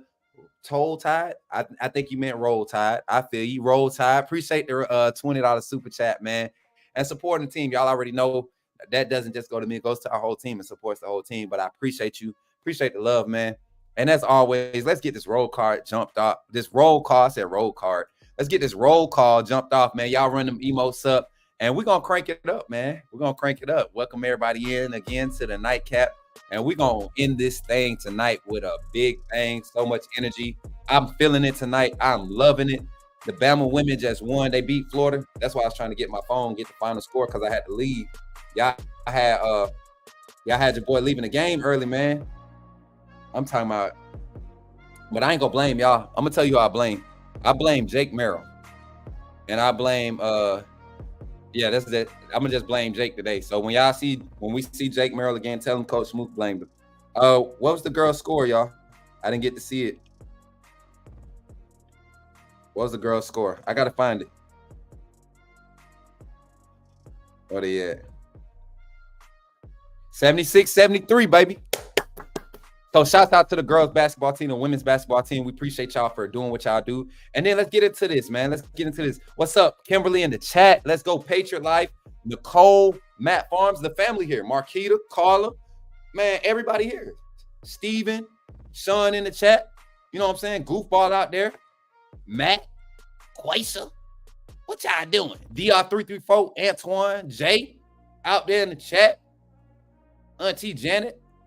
Big bro, Larry in the chat. Larry out there. Let go. Brandon, Brandon said he saw me. Where you seeing me at though, Brandon? I'm curious. Will y'all see me on clips and stuff on ESPN and stuff? Y'all gotta help me. Y'all gotta help me get the exposure so we get some more people in here to start watching us. We want to get these numbers back up once the spring ball kick off. Y'all know it's gonna pick, but yeah.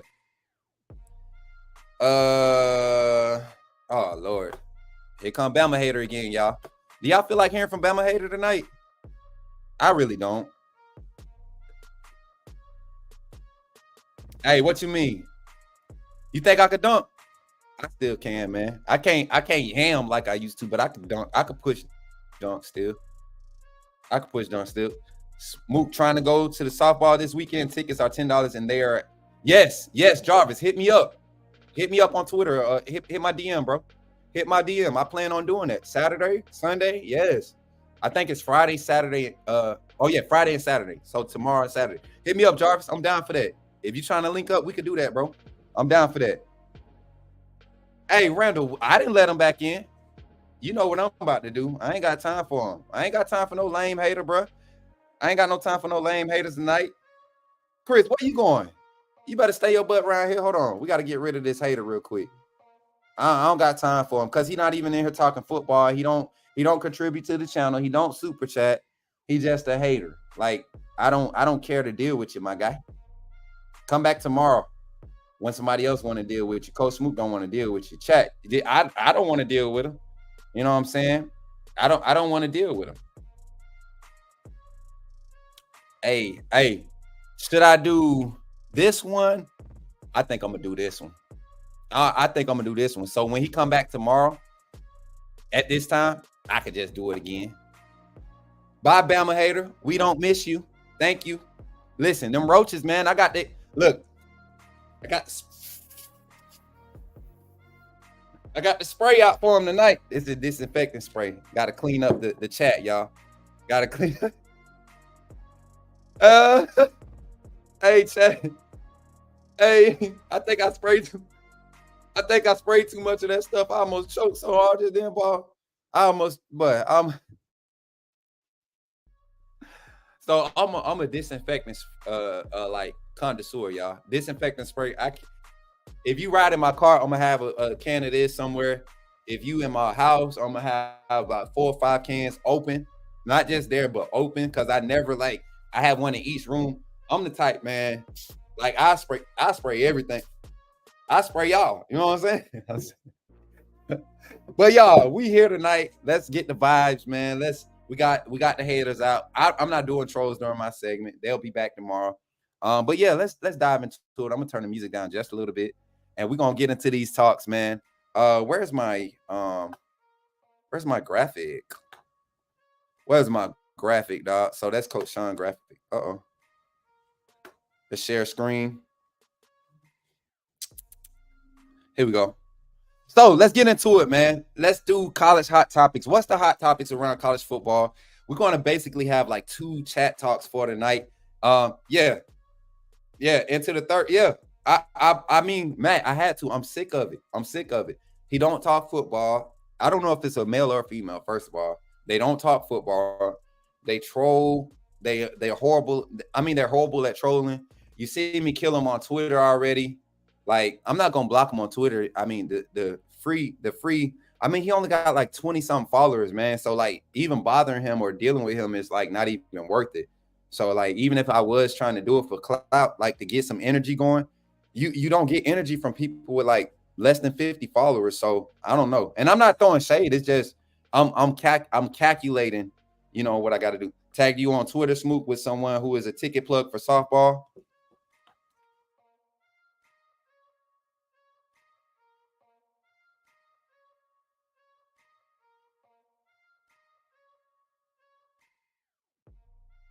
Crimson Chaos.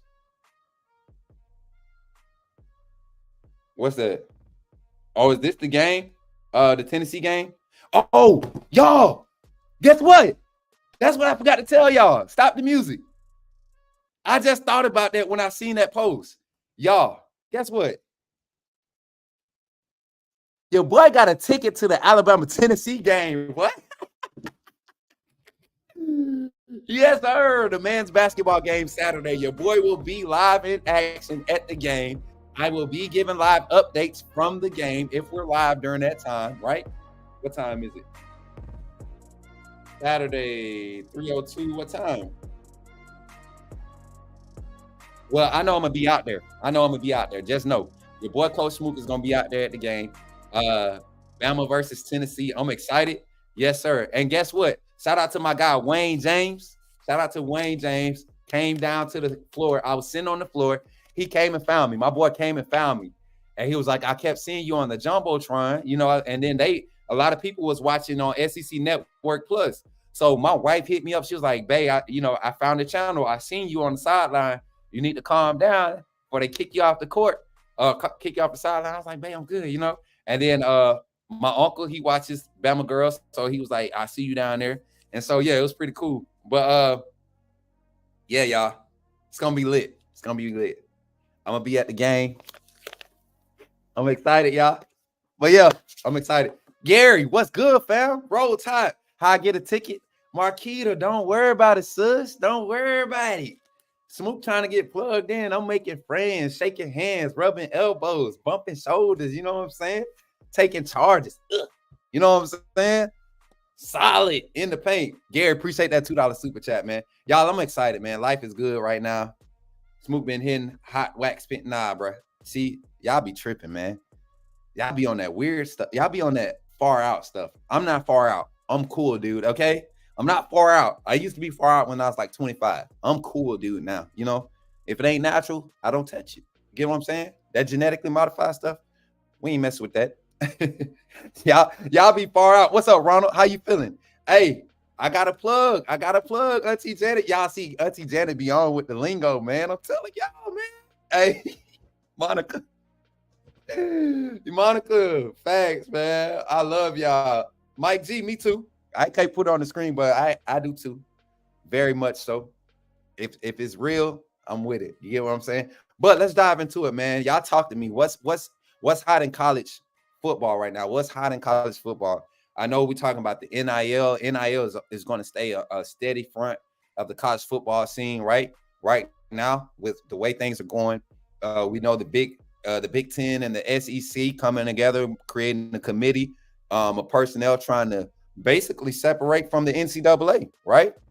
Two major leagues, major conferences trying to form their own rules and regulations, and they would have the funding to back it. Like nothing that's happening for college football is NCAA driven, right? It's nothing about the NCAA other than the name being on it. NCAA isn't controlling anything. They actually have lost all control. So that's a hot topic. What's hot? What's hot for all topics? I mean, any transfer, anything hot in college football that y'all want to touch on? Because I mean, look at our chat. You know what? That's why we get along, y'all. I think it's a lot of connoisseurs in the chat, and I'm not going to, saying y'all know what I'm talking about. But I think it's a lot of people that fit on that level, that can connect on that level, and it's not as frowned upon as it used to be. So we're actually I'm looking at a CBD sponsor, guys, people that understand what the use of CBD is really for. I have bad joints, elbows. I was in the military for 8.5 years, airborne infantry, airborne air assault infantry. So I did a lot of ruck marches. I tore my ACL, had a lot of rolled ankles, had a lot of wake up in the middle of the nights during training because drill sergeants want to play or platoon sergeants want to play. The rifle ninja, the M4 ninja, if the M4 ninja comes out and gets your rifle, after dark, and you wake up, you getting smoked in the morning, and it's usually for about 45 minutes so you can get your rifle back. And yeah, man, all those different things took a toll on my body. So found the chemical pills and stuff that they was trying to give me and prescribe me made it worse. I left that alone 2015, right as I got out. 3 months of that, it was bad. But yeah, no, it ain't that we don't give a doggone. Listen, Sean, listen. CBD is good when you use it for the right stuff. You know what I'm saying? The other stuff is for the other stuff. We're not talking about that though, y'all. We're not gonna get in trouble. We're gonna stay on task tonight. We're gonna lock back in. Let's talk college football. So another hot topic I want to jump on is the fact that Alabama has a full staff now. It's solidified. The contracts have been finalized. I don't know the numbers yet, but we have a staff. The staff that's going into the spring practices is as follows. Let me.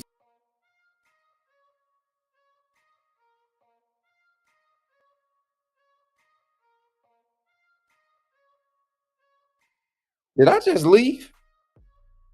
No, I didn't just leave the stream. Like I ain't had nothing to do. Did y'all see what I just did? The ghetto. Ephraim said y'all had muskets. We had M4. I had M4 with ACOG. So the first time I went through basic, I had an M16, old fatty. Then I had an M4 with ACOG the second time when I had to reclass the infantry to go active duty. So yeah. Listen. I did enter the matrix, man. I went out of here. Y'all don't ever let me stay on task, man. Y'all gonna get me in trouble, man. Y'all love me so much. Y'all be getting me off task, and then I get chewed out, y'all. I take my butt whippings like with a grain of salt. I'm learning in this industry. I'm trying to grow. So constructive criticism is always welcome. I got thick skin, so when I get critique, y'all know. I want this channel to continue to grow. I don't want anything that I do to bring any bad looks on it. So That's why I try to bring it back in, y'all. So it ain't that I'm ignoring y'all. I respect what we do over here. Road Warrior 499 says, Smook, didn't know you were airborne. My dad was in 101st from 69 to 73.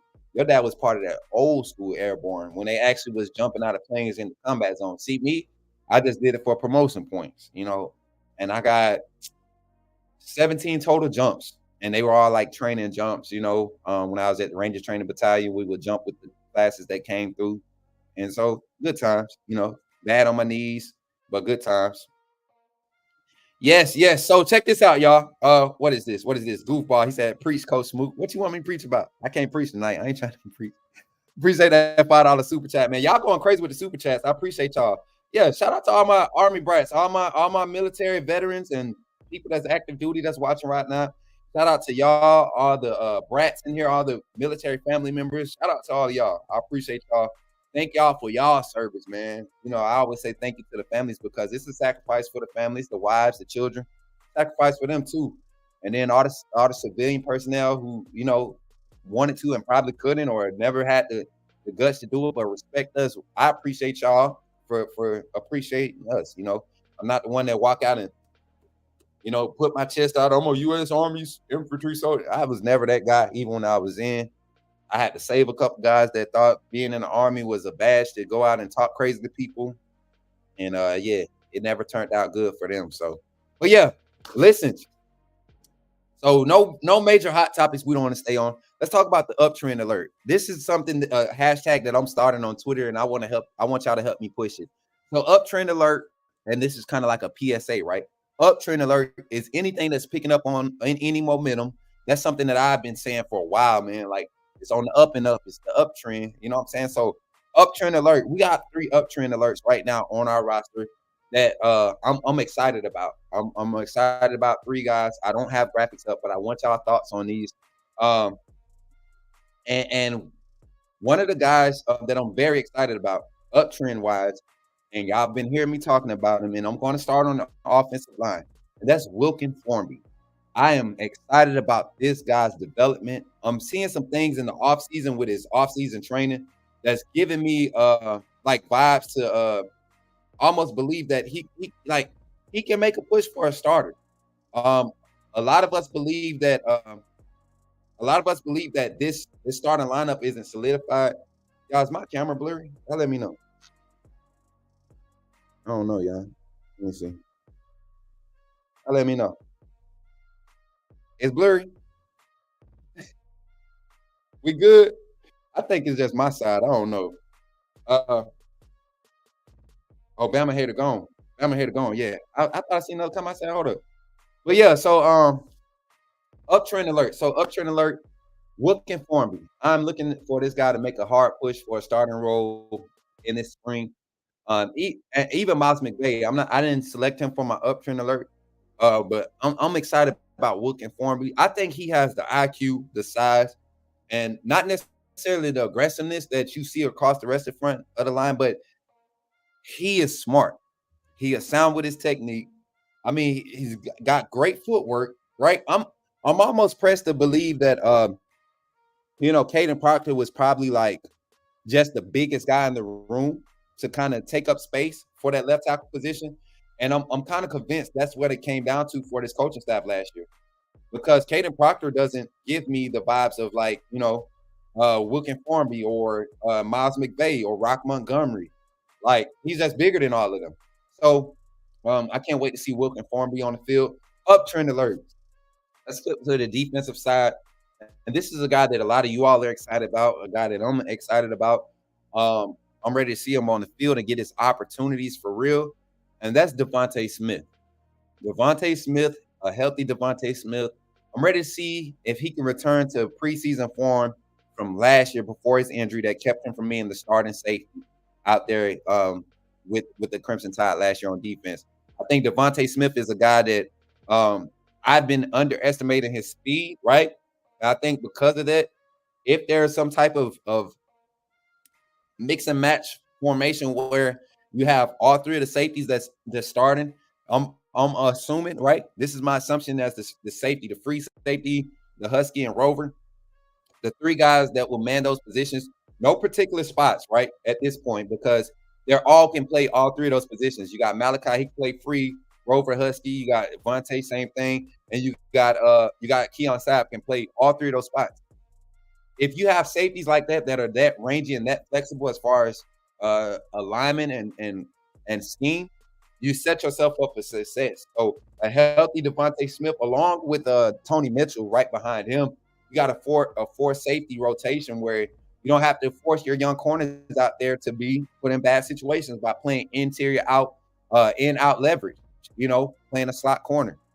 That's hard for guys to transition to at the next level, at the college level, from coming from high school. In out concepts at third corner, third safety, star Rover Husky, that area, guarding the slot, tight ends, running backs out the field. That's a lot to decipher. You want your veterans there or your high IQ guys. Not saying we don't have those guys in this 24 class. We have a lot of great players, but you want to be able to ease them in, and having a guy like Stab, Malachi Moore, Tony Mitchell, but uptrend alert on Devontae Smith. So that's two guys looking for me, Devontae Smith. Uptrend alert. And y'all gonna love this one. Uptrend alert. I'm looking at my guy, Kobe Prentice. Kobe Prentice, I feel like is on the up and up. Some of the conversations I'm hearing about these guys, about his work ethic and his energy, he's becoming a lot more vocal, right? Kobe Prentice has become a lot more vocal. If you know Kobe Prentice, he don't talk a lot. I was able to get a good character assessment from Mike McCoy, former Alabama wide receiver. He was Kobe Prentice's personal trainer in high school, and he put us on to Kobe real early. And when I started evaluating Kobe, I was like, man, he has Jerry Jeudy like route running ability. His hands are probably right there with the lines of Amari Cooper, right, or Calvin Ridley. I don't remember Calvin Ridley dropping any easy balls. I remember Calvin Ridley dropping some tough catches, some below his knees type, but you don't fault receivers for dropping those, right? Even if they touch your hands, you say we have this saying, if it touch your hands, you got to catch it. Yeah, we believe that wholeheartedly, but sometimes it's just like when you turn around, ball at your feet is behind you, you're trying to twist and contort your body and stop on a dime. Like I've seen guys, roll ankles trying to stop on a dime and turn their body in different types of ways. So you look at what Kobe Prentice brings to the table. It's similar to a mixture of those two. If y'all had to give Kobe Prentice like a formal receiver comparison right now, who would it be? Run it up in the chat for me. Who would it be? I like Kobe wide receiver 1 too. As far as production, I like Kobe wide receiver 1.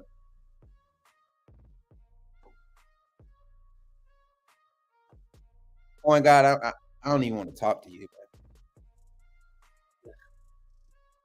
Coin God, let's talk for it. Let's talk football. Have you seen Keon Sabb's film, right?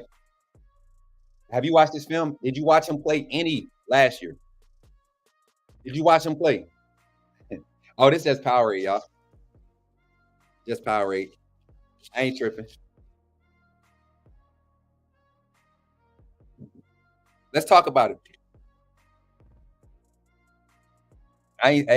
Maybe tomorrow I might act up a little bit, But on God, let's talk. Come on. I need a response. Have you seen Keon Sabb's film? Like, have you watched him play? Have you watched him play? Yes or no? I'm not telling you that. I'm saying he's going to be more than likely he will be the free safety in this defense.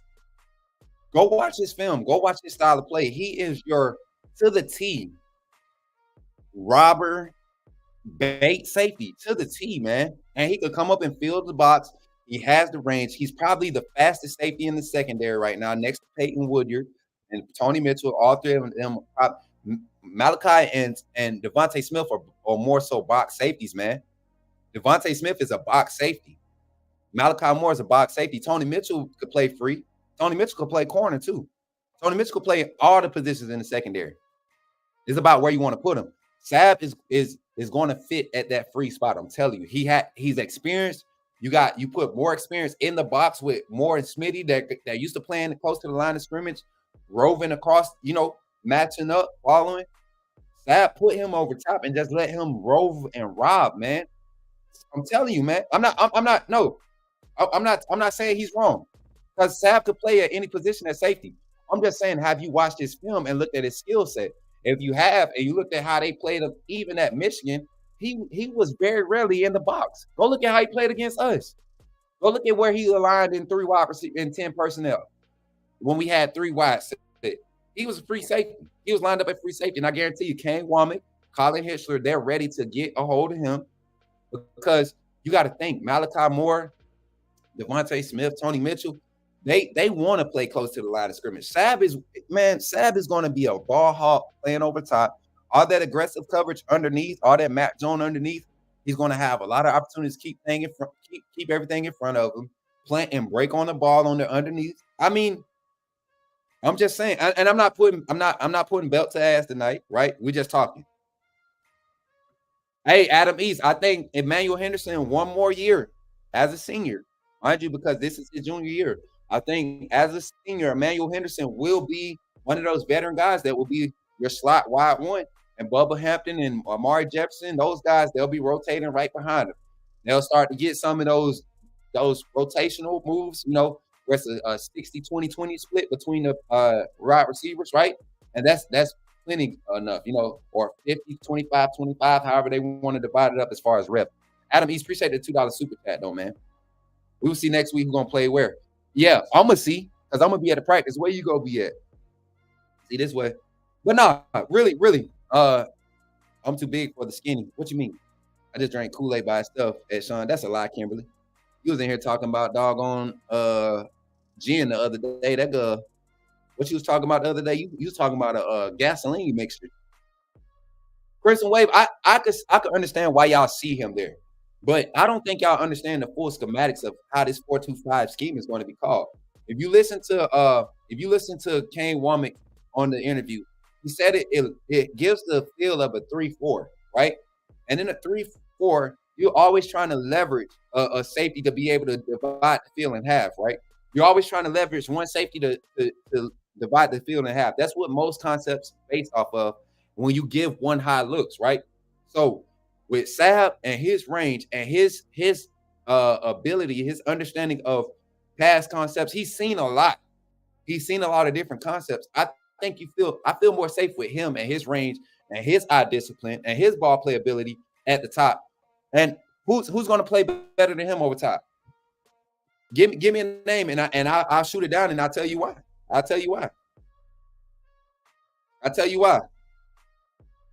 Jared, I mean, if you think about what Kane Womack said, especially you, and then look at how they're talking about some of these players. Look at how they're talking and describing some of these players on the defensive side. That was the first thing he said about getting Keon Sapp. His range, his eye discipline, his ability to play the ball in the air. He has good recovery speed. Never is behind on a play. Like Sapp is going to be a top safety when it's all said and done, right? After this season. And it's going to showcase he's going to have an Eddie Jackson type year because he's going to be put in a lot of one high rover robber situations where he's going to be able to play some hashes, lean and trickle around the hashes and just bait the deep corner, bait the post corner looks, bait the post, cut underneath on the post when they trying to cross your face because he has those abilities. That's all I'm saying.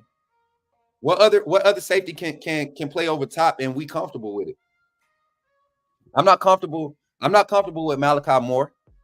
As great as Malachi Moore is, his strengths fit him when he plays in the box. I'm not comfortable with Devontae Smith. That 4.48, 4.5 speed is not going to cut it over top, right? I'm not comfortable with Tony Mitchell starting there because I want his physicality and his range to man cover in the box. If he has to check out and cover flats, cover hooks, third phase routes, second phase routes, I'm confident with Tony Mitchell in coverage.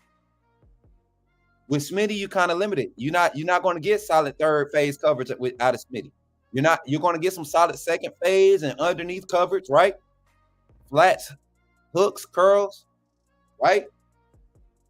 Quick outs, things of that nature. But third phase coverage, I like having Sapp over top to help those other guys that I just mentioned out. That's just what I'm saying. Schematically, it fits. That's all I'm saying.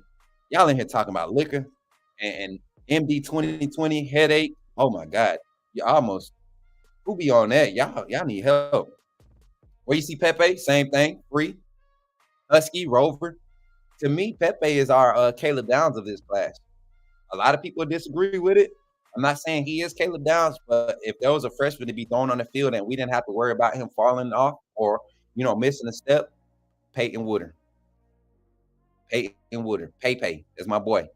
Make sure you put some Y's on the end of those. Make sure you put some Y's on there. It's Pepe, Coin God. If you're going to talk about my nephew, make sure you give him the right name, Pepe. Put some respect on his nickname. I'm going to tell you, I can't tell y'all who else I saw today. I saw a few other guys. I can't tell y'all because of but I've seen some guys today, y'all. I've seen some guys. Yes, what's up, Dustin? In the chat, what's good? What's good? I can't tell y'all. I can't tell y'all who I saw, man. I can't tell y'all. I got a job now. I ain't trying to lose my job. But I saw some dudes. I saw some current players. Next week, I'll be able to tell y'all who I'm running into, who I'm talking to. But right now, I can't. It's strict out here in these streets. Not really strict, but it's very protected. I don't want to be the one to mess it up. You got other networks almost messing it up for us, right? You got other channels almost messing it up. I'm not going to say no names. We're not going to say no names, chat. We're trying to set the standard. All right, but check this out. Let's jump into it. Who is the guy? Let's go across every position, right? Let's go across every position. And this don't necessarily mean who's the starters, right? This don't necessarily mean oh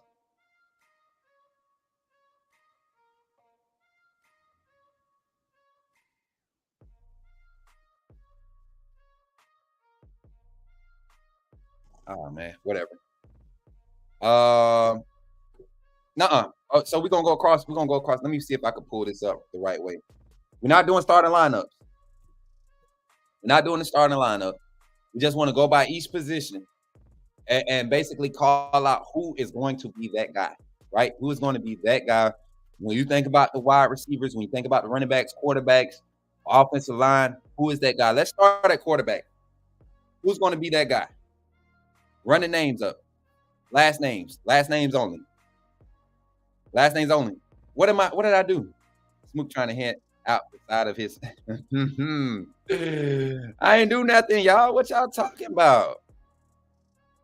How good do you think our center is going to be this year? Run across. I'm going to save that for chat talk, bro. Great question. I heard a lot of good things about our center from other coaches on other staffs. So everybody saying Milroe. Y'all think he's going to be that guy? Like, not just starting, but y'all think he's going to be that guy?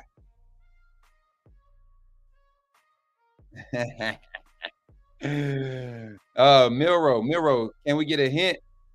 A hint about what? The network? I ain't gonna tell them.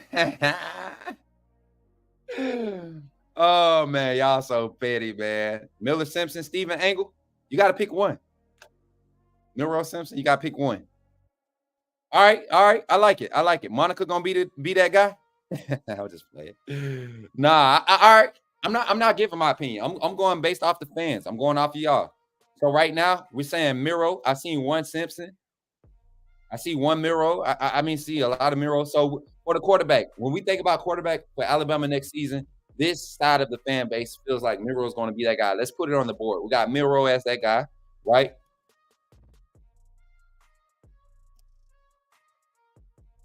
And so what I'm gonna do is I'm gonna type a list down here.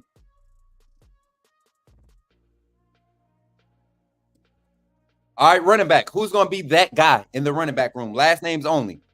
Last names only. Who's going to be that guy? It don't have to be a starter. Who's going to be that guy? And I'm going to go ahead and type his name in because I got a feeling y'all about to be a unanimous type thing. Only people that's going to say something different is like people that want to be noticed, right? But let's be real, y'all. Let's get off the let's get on the real train realistically. Let's think about it. Not only our thoughts, let's think about media. Let's think about coverage, right? Who's going to be that guy running back? Yeah, y'all right. 2-2, baby. 2-2. Deuce. That's 22. Pew, pew, pew. Y'all know what I'm saying? Y'all see my finger pistols? My junk. Cricket in them up, boy. Pistol need to be tuned up. I need to go to the range on that. Haynes, yes, sir. Hey, reality. Plane said reality. Hey, Plane, you back to troll again? They said you got tired the other night. Said you put your hands on your stomach. They said you put your hands on your gut and fell asleep like this the other night while you was trolling. They said Jam going to start. I don't know, Hattie May.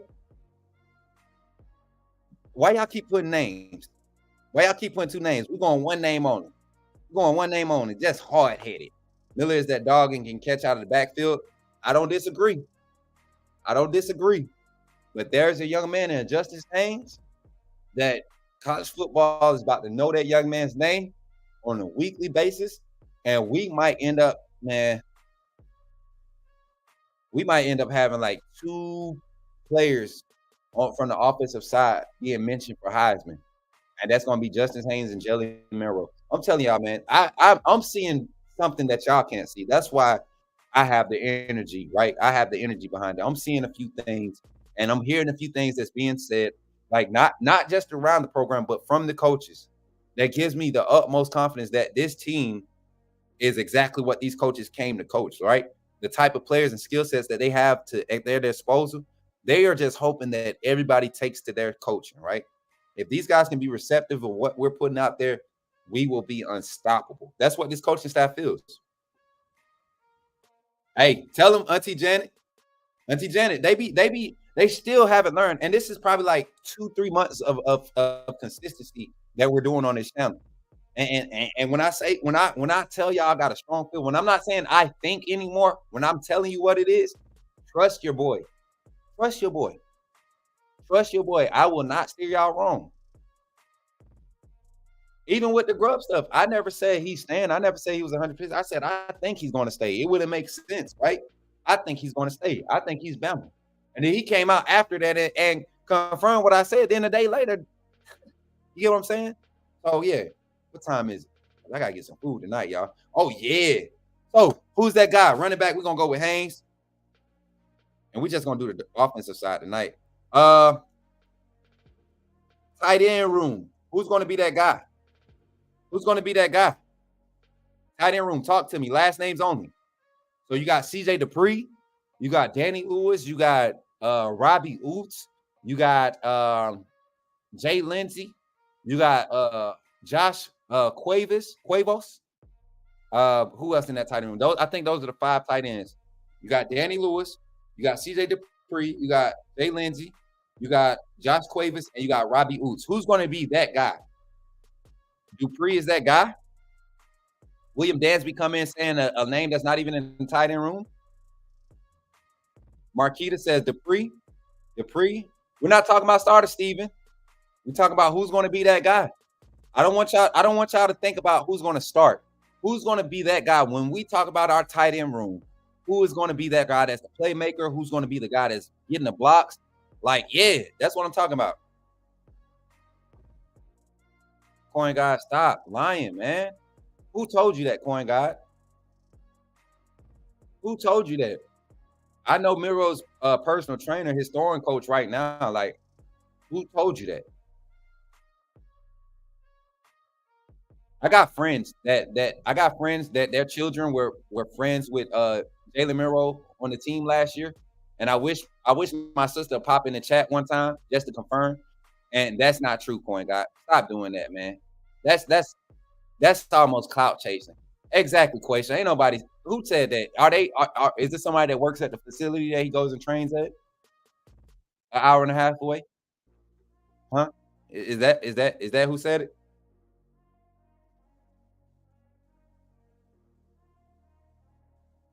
You literally just said change his throwing motion. What do you mean by tweak? You mean like, what do you mean? He's high pointing his release now? That got nothing to do with the throwing motion. His release, his footwork, nothing about his throwing motion is going to change, y'all. He's comfortable. My boss. Oh, you talking about Kyle? Nobody said anybody. Point guard. Go to sleep. He's on it again, y'all. Lewis Lindsay, a 3-star true freshman. You know what? I like Lindsay because Lindsay is a 3-star because he didn't camp a lot. But you turn on the film, he's definitely same caliber of quality with some development. He's going to be on the same level as the guys in front of him. And this offensive scheme fits his skill set. I don't see him getting forced on this field a lot. If I had to pick a guy for the tight end room, I'm gonna go with Dupree also. I think Dupree going to be able to showcase his pass catching ability a lot more this year. Hey, what's up, OG Gill in the chat? All right, point guy, who do you think we talk to? You think I just work here? Don't talk to him, man. You know what? Point guy, bye. Get out. You know what? I don't want to see Coin guy. I just don't want to see his comment. That's me. I ain't gonna put you in time. I'm just not going to talk to you. But he's like that little brother, right? Coin guy like that little brother that every time you leave the house, he goes in your room and he tries to put on your clothes and stuff and try to act like you. But when you show up and you say stop acting like me, he tries to act like he's not trying to act like you. So it pisses you off, right? That's what I think I'm getting from Coin guy, because you don't know what you're talking about half the time and you just talk a lot. You know what I'm saying? It's like you're trying to talk a lot and know what you're talking about, but you don't. You don't. And it's sad, man. He do, man. Something going on.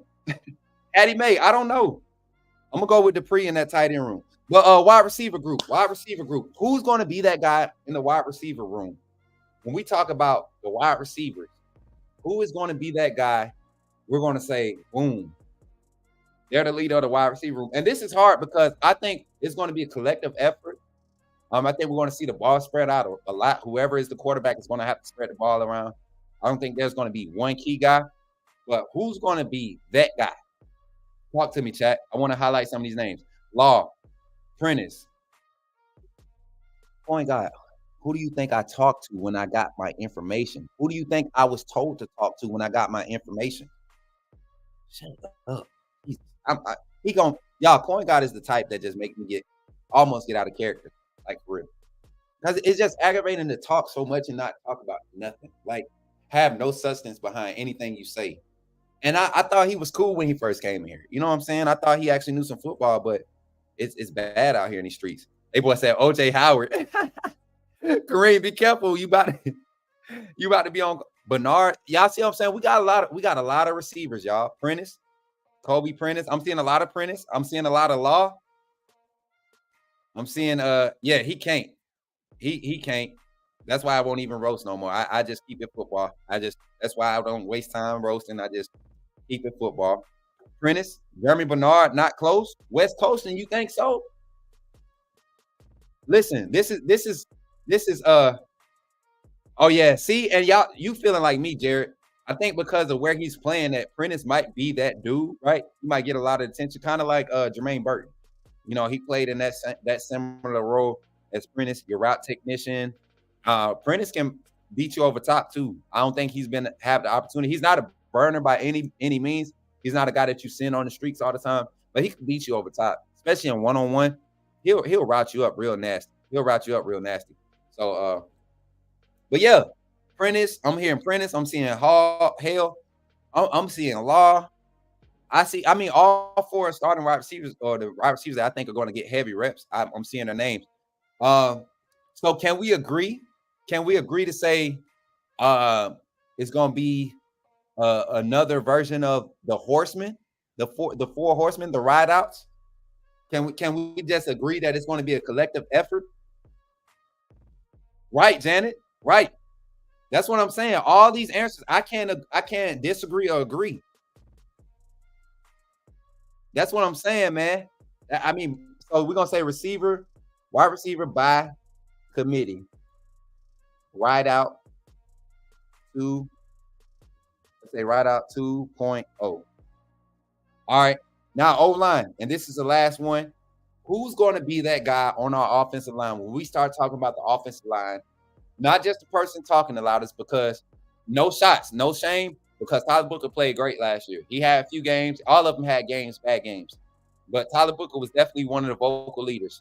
But not somebody that's just talking like Tyler Booker, but somebody that's on the field doing it, somebody that's off the field doing it, like talking it. Somebody that's like the group leader.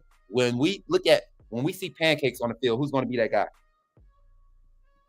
I'm gonna give y'all my vote only because I'm biased. Because I mean, I loved him once they put him on the field. I wasn't on him before. He got on the field. I was just curious to see what would happen if we gave him an opportunity. Right? I was like, what if we give this Jaden Roberts kid a actual go at guard? What if we let him go? And sure enough, the young man is a beast, man. Baby hope. And Mbakwe said, Auntie Janet said, Mbakwe, he ain't on the O-line, Auntie. What you talking about? He ain't on the O-line.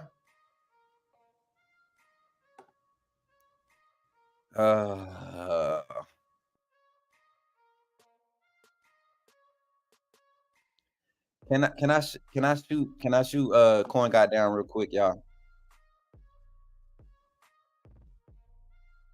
I got to. I'm gonna highlight this one comment. I'm gonna highlight this one comment, y'all. Milroe is throwing at a wider angle. So when I read that, as a coach, as somebody who's done QB training, who's played the position, as somebody who's played at the collegiate level, who's played at the semi-pro level, who's coached at both levels, the high school, and I've done some developmental training with some college athletes, right? When you say wider angle, right? Instead of my throwing motion being here, when you say wider angle, are you saying Milroe is throwing like this now? That's it. Chat, hold on. I got to go full screen for this because I don't think he understands what he's saying. Are you saying Milroe's throwing like that now? Instead of his normal push throw? Are you telling me he's not perfecting this? His high point in his release, where you're releasing at the high point? Because that's what he's perfecting. That has nothing to do with his angle. He's practicing releasing at his high point, releasing at different points. So he could direct the ball, control the velocity. That all is determined based off where you release the ball from. Is generally your throwing motion generally determines the rotations on the ball in air, right? How you release it, your motion and how you release it is what that determines. When you are trying to work on your throwing motion, that's what you're working on. He's not working on his throwing motion because there's no pop with his throwing motion. It's his release points. It's his footwork, getting his base set, getting his foot stepping into his throw, so he can have a better angle. I mean, not a better angle, but a more solid target, an aiming point, right? Learning how to throw guys open, throw into windows. That's what he's working on. Release points help that. That's what he's focusing on. What are you talking about? Not only did the source that I talked to confirm that, but you have professionals that are saying the same thing on other podcasts. They're saying the same thing. Jalen Milroe could work on his foot mechanics and his release point. And, I mean, I don't know. I don't get what you're talking about. Smooth at 4. Listen, go look. Oh, no, you good, Auntie Janet. Coin Guy, you said he was working on this. There he go backpedaling. Man, come on, y'all. Come on, Trainwreck, talk to him. Talk to him. That's what. And the thing is, it's not even about reading Blitz's better, Trainwreck. If he gets a better snap, I guarantee you, Milroe could know when he could take off. How many times have we seen where Milroe was sacked in less than 2 seconds? You want me to tell you how many sacks in one game he was sacked under 2 seconds? They brought it up on like the previews coming out of halftime against Texas. That man was getting stacked at 2.4 seconds, 2.3 seconds, 2.6 seconds. You know what that is? Your wide receiver is just coming out of his first phase of his route if he has a second phase route.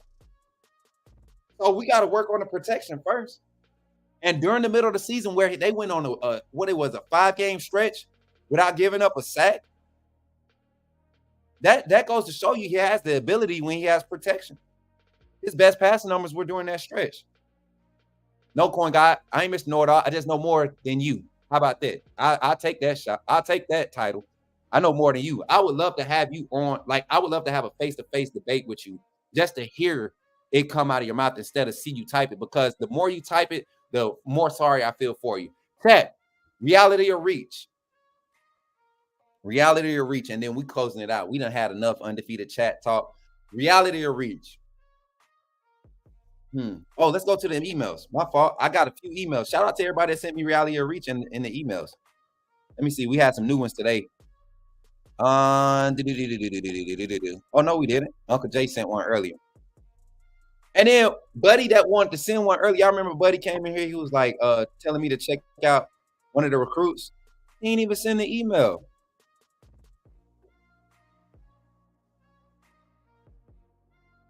He didn't even send the email. Ghetto. That's just ghetto. All right, so check this out. Reality reach. We didn't get a new one. So reality to reach. Over or under. This is one that we didn't get to. And this ain't no over or under.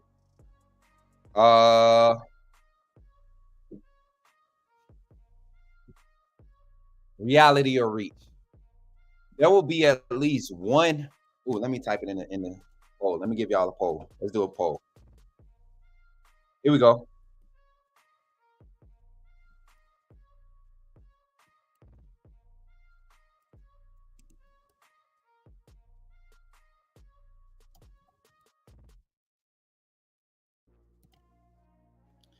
I want y'all to answer this. And then once we get the comments, once we get the final results, we're gonna talk about it. And while y'all doing that, I'm gonna bring up our fan funders and our sponsors. Y'all know we got to get paid. Shout out to our sponsors, residents in Ocean City, Maryland. We appreciate y'all for sponsoring us and doing what you guys do for our team. If you guys are ever in the area, don't hesitate to go online and book with them, or you're going to be in the area. Go online and book with them. Use the promo code LPR, and you can get up to 20% off on your stay. Y'all see that view? Y'all know we love to talk about that view. It's a beautiful, beautiful view, man. And then also here, if you want to continue to support the channel in a greater fashion, become a fan funder. All the special emojis that you see popping up in the chat during the segment, in the beginning of the segment, at the end, that's what the fan funders get access to. The way you do that, you scan their QR code here, or you hit the hyperlink at the top of the chat, or you go to the main page, Bama Football on YouTube with Kyle Henderson. And if you read the description, there's a fan funder link in there. Click on that. And that's the easiest way to do it. You get access to all the exclusive videos. We've been doing a lot of takes going into spring training. We're going pre-spring previews.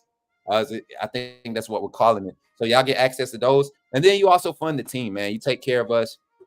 This channel is free to watch, but not free to operate. You want to continue to keep quality talent on the team. Continue to support. Continue to keep supporting. And we definitely greatly appreciate it.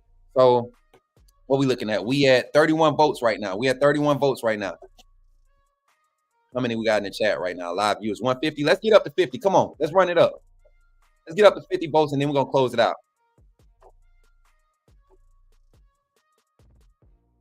Let's get up to 50 votes, and then we'll close it out. And then I'll talk about it a little bit. So the probability, right? The probability of it is you just don't know. You got a whole new staff, you got a whole new set of eyes evaluating these guys. You don't know who can make a spark during spring. Like, spring is probably the best time of year for like the first 2 weeks, right? That third week is probably like the toughest, right? And then 8-day game is kind of like formalities. You want to go out there and you see, hopefully we see a lot more competition than in the past. As far as guys, still playing high with intensity, but protecting each other, getting some good pops in there, staying physical, showing that we're going to be a physical team. I don't know if y'all remember like some of the 8-day games from the early days, like 2010 and 2011. Like, those 8-day games was crazy. They was relentless, man. You would have thought they was on different teams the way they used to be out there. And so,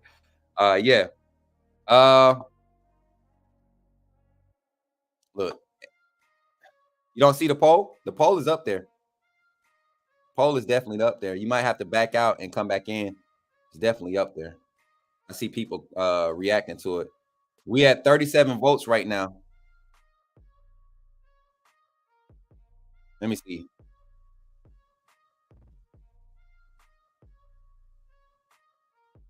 Y'all should be able to see that poll. We at 38. Let's go. We're gonna shut it off at 5 minutes. So we got 2 more minutes. Got 2 more minutes till we shut the poll off. Y'all run it up. Chat. And then also, y'all know I gotta check in 8-day plans, man. We haven't got our concrete plans set yet, but y'all know we out Bama football on YouTube. We'll be there live in action, representing. I should have a couple of undefeated shirts by the end. I plan on getting a towel made. Hopefully we can get like some undefeated towels, some Bama football on YouTube merch out to you all before spring 8-day game, so y'all can represent, man. Mike G didn't work. It didn't work. What happened? What didn't work? You gotta close the chat and reopen it. All right, then. Look, I know what Ryan Williams would start.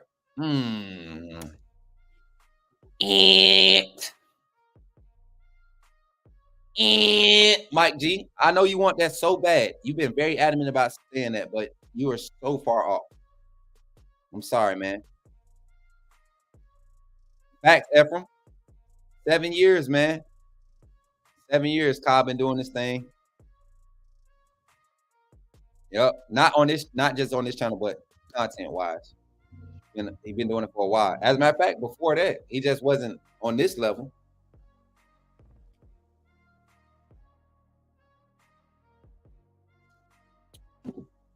Yeah, Ryan Williams not starting. Too much depth. My wife in the chat. Hey, babe. What's up, shawty? You came in right at the end. Hey, did you tell them? I was telling them how everybody was seeing me on the highlights, on the replays and stuff tonight during the game.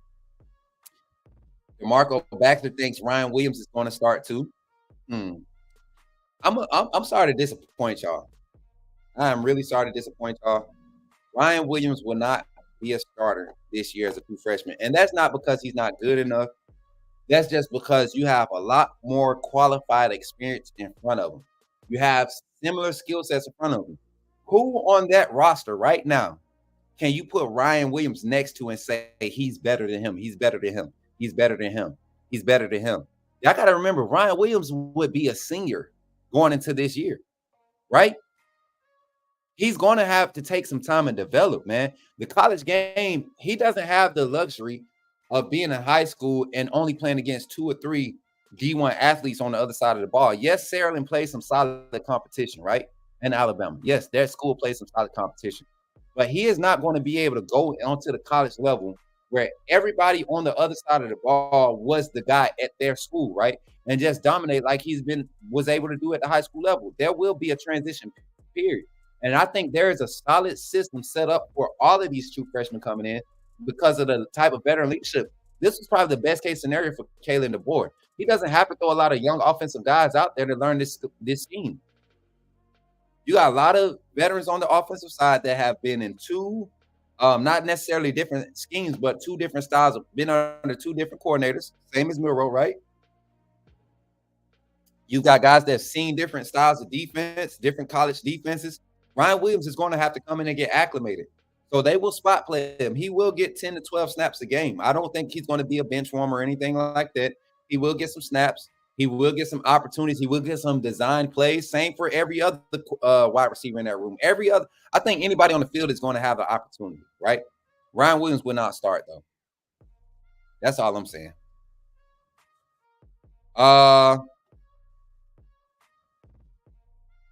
Train wreck. What passes? Come on, man. Go check your facts. Kendrick Law had 2 drops last year. Both of them were contested. Jalen Hell had 3 drops last year. 2 of them were contested. One was badly underthrown. Jalen Hell, man, Ryan Williams is not starting in front of either one of them either because he's not even going to play the position that they play. Train wreck, let's talk about it. Exactly. The only ever 2-time wide receiver, 2-time Mr. Alabama football coming out of Alabama. If Ryan Williams was in California, I don't think he would have had the same trajectory. He was blessed to be in Alabama, and that's not knocking anything about his talent. He is just going to take time to. I ain't gonna try to convince y'all. I'm done trying to convince y'all. I'm past that stage. I'm here. I'm listening to the conversations. I'm talking to people. I ain't gonna try to convince y'all no more. I'm gonna just give y'all the information and do it. Y'all do what y'all do with it. That's all I'm saying. Thank you, Matt. Now somebody's talking. Now somebody's talking. So if there is a reality that we have some true freshmen starting, right? I think it's going to be or freshmen, right? Red shirt freshmen, true freshmen. I think it's going to be at the guard, somewhere on the offensive line. Maybe, listen to me. Maybe in the secondary, right? At corner or free safety. Depending on how they match it up, right? Depending on how they scheme it up. But definitely on the offensive line. And I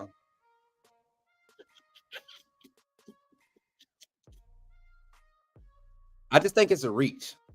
I think it's a reach because there's just so much quality veteran talent out there. That's just me. For that reality reach, I'm gonna go reach, man. I'm gonna go reach. I know 98% of y'all went reality. I'm gonna go reach. One freshman starter on both sides of the ball. I'm gonna go reach, y'all. It's just too much experience, too much talent coming back, right? In the positions where you lost all of your experience, there's talent replacing it. The secondary, you got Damani Jackson out of the portal. Two more names coming in the portal that might be jumping in the portal after spring. Two corners, I think they'll come in and compete. So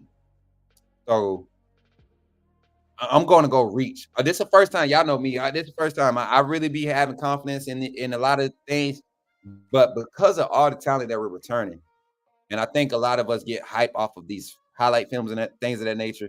But college football is a different ball game.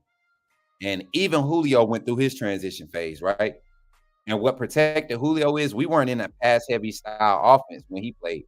So Julio got to run a lot of things that he was comfortable with, and he was bigger, and he was able to block a lot. He was a solid blocker his freshman year. So you go look at his stats, his targets. Julio didn't get 120 targets, 90 targets his freshman year. I think he ended up only having like 48 receptions his freshman year. Let me go look at his stat.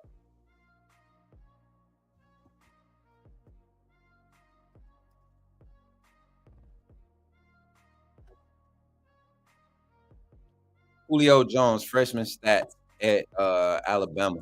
And mind you, Ryan Williams gives me Devontae Smith type vibes.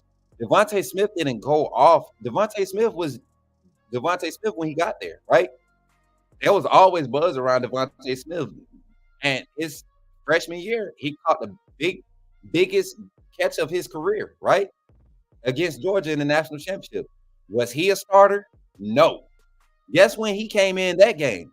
The second half, when they put all the freshmen in, all those backup guys, they were out there. Ruggs, Judy had been getting more reps with the starters that year. Smitty, Ruggs, and who was the third guy in that group? It was Judy. Oh, it was Judy, Ruggs, and Smitty came in that same class. And Ridley was the OG of that group, right? In that game against Georgia, Smitty and those guys didn't get into the second half. They had been spot playing the whole season. Rotational reps. And yes, we're under a new system with a new coach, but those trends follow. They travel. When you talk about developing guys. So Julio's freshman year, 2008, he had 58 receptions, right? And this was in a very run-heavy style offense. He was thrown out there as a starter because this was a different class. There were no top-end wide receivers in that class. Yeah, he played with some dogs. He had some people come in with him, Marquise Mays, but they weren't all 4 stars, 5 stars, highly touted. Ryan Williams got some guys in front of him. Kobe Prentice, Jalen Hill, Jeremy Bernard, Kendrick Law, Emmanuel Henderson. Like all those guys are gonna get looks because they're solid. And he got some guys in that class with him. That to me, they may not be as polished and have as much hype around them, but Rico Scott to me has more day one ability because one, he has that year on Williams, right? He has that 1 year on Williams, but his frame also fits the college level. His skill set fits the college level all the way around. Ryan Williams' skill set fits the college level too, but he's going to have to develop. I'm telling y'all, man. And they're going to put him in spots to where his lack of development doesn't get exposed. Ryan Williams will tell you he's ready to develop in this new scheme, right? Everybody's going to push to get playing time. Yeah, I ain't get worked up. I'm just trying to put him on. You guessing we'll have an offensive attack on DB? I think so too. If it is reality, it'll be at those two positions, somewhere in the defensive backfield and somewhere on the offensive line. I'm excited about Casey Poe. I keep forgetting to mention him. My thing is he can't. If they put him in the starting lineup, that means he's playing at guard somewhere. He might slide out the tackle though. I've been hearing that too. He might slide out the tackle. He has the height to wait for it. But I think he's more natural at guard. He's used to playing guard. I don't see a lot of experiments being tested this season. All the experiments are going to happen in the first 2 weeks of spring ball, and then week 3 will be like prepping for the A-Day game, and then coming in the fall, you're going to have that lineup until proven otherwise, right?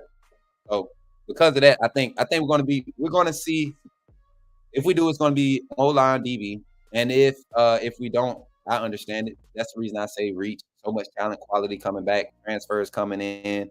So it's going to be hard to see true freshmen go out there and start, right, on both sides of the ball. There will be a lot of rotational guys, get a lot of reps, but starters, won't be. I don't think so.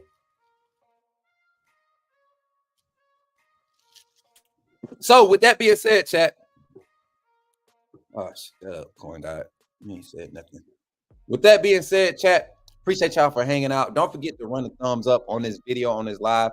Don't forget to subscribe if you haven't been a subscriber. Don't forget to become a fan funder. Instead of a troll or an Arkansas fan with a fan badge, right? Continue to support the channel. We appreciate you all for hanging out tonight. That's everybody from Kyle all the way down to the low level myself. And I just want to thank you all for supporting everybody on the team. Again, we will be back tomorrow morning. I think Ty's kicking it off again. And tomorrow's Friday. We might have Coach Sean in the morning too. So I might be going at noon. And it's gonna be lit. So get ready to turn up. Get ready to turn up, y'all. And let's have a good time. And catch y'all on the next one, man. And y'all know how I do it. Y'all know how I like to end it. Let me roll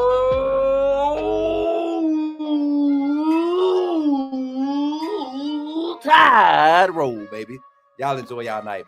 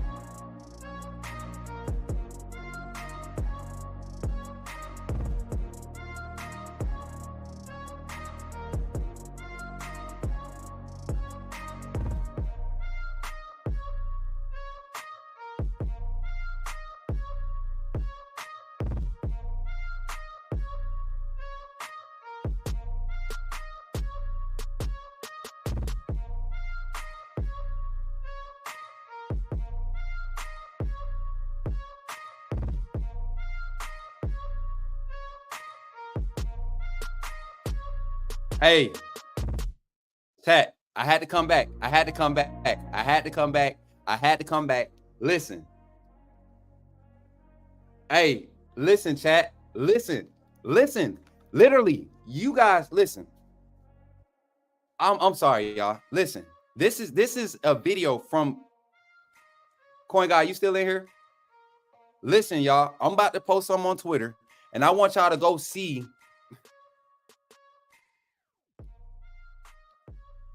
Listen, this is literally a video of Jalen Milroe training today. What I was talking about, right? This is what I was talking about. The guy that I talked to was literally just talking about this. This guy says, I see footwork and working on that release. I expect Jaden Daniels to take a leap from a Jaden Daniels type leap from J Mill this year. That's all I'm gonna say. Go look at what he's working on. You talking about his throwing motion. I'm looking at the footwork and the release point. Just like I said. That's what I'm telling you. Coin God, get on Twitter and we could talk. Good night, chat. I love y'all. Roll Tide. It was crazy that I got off and seen that. That was the first thing that I seen on Twitter. Appreciate y'all. Much love. Roll Tide. Be easy.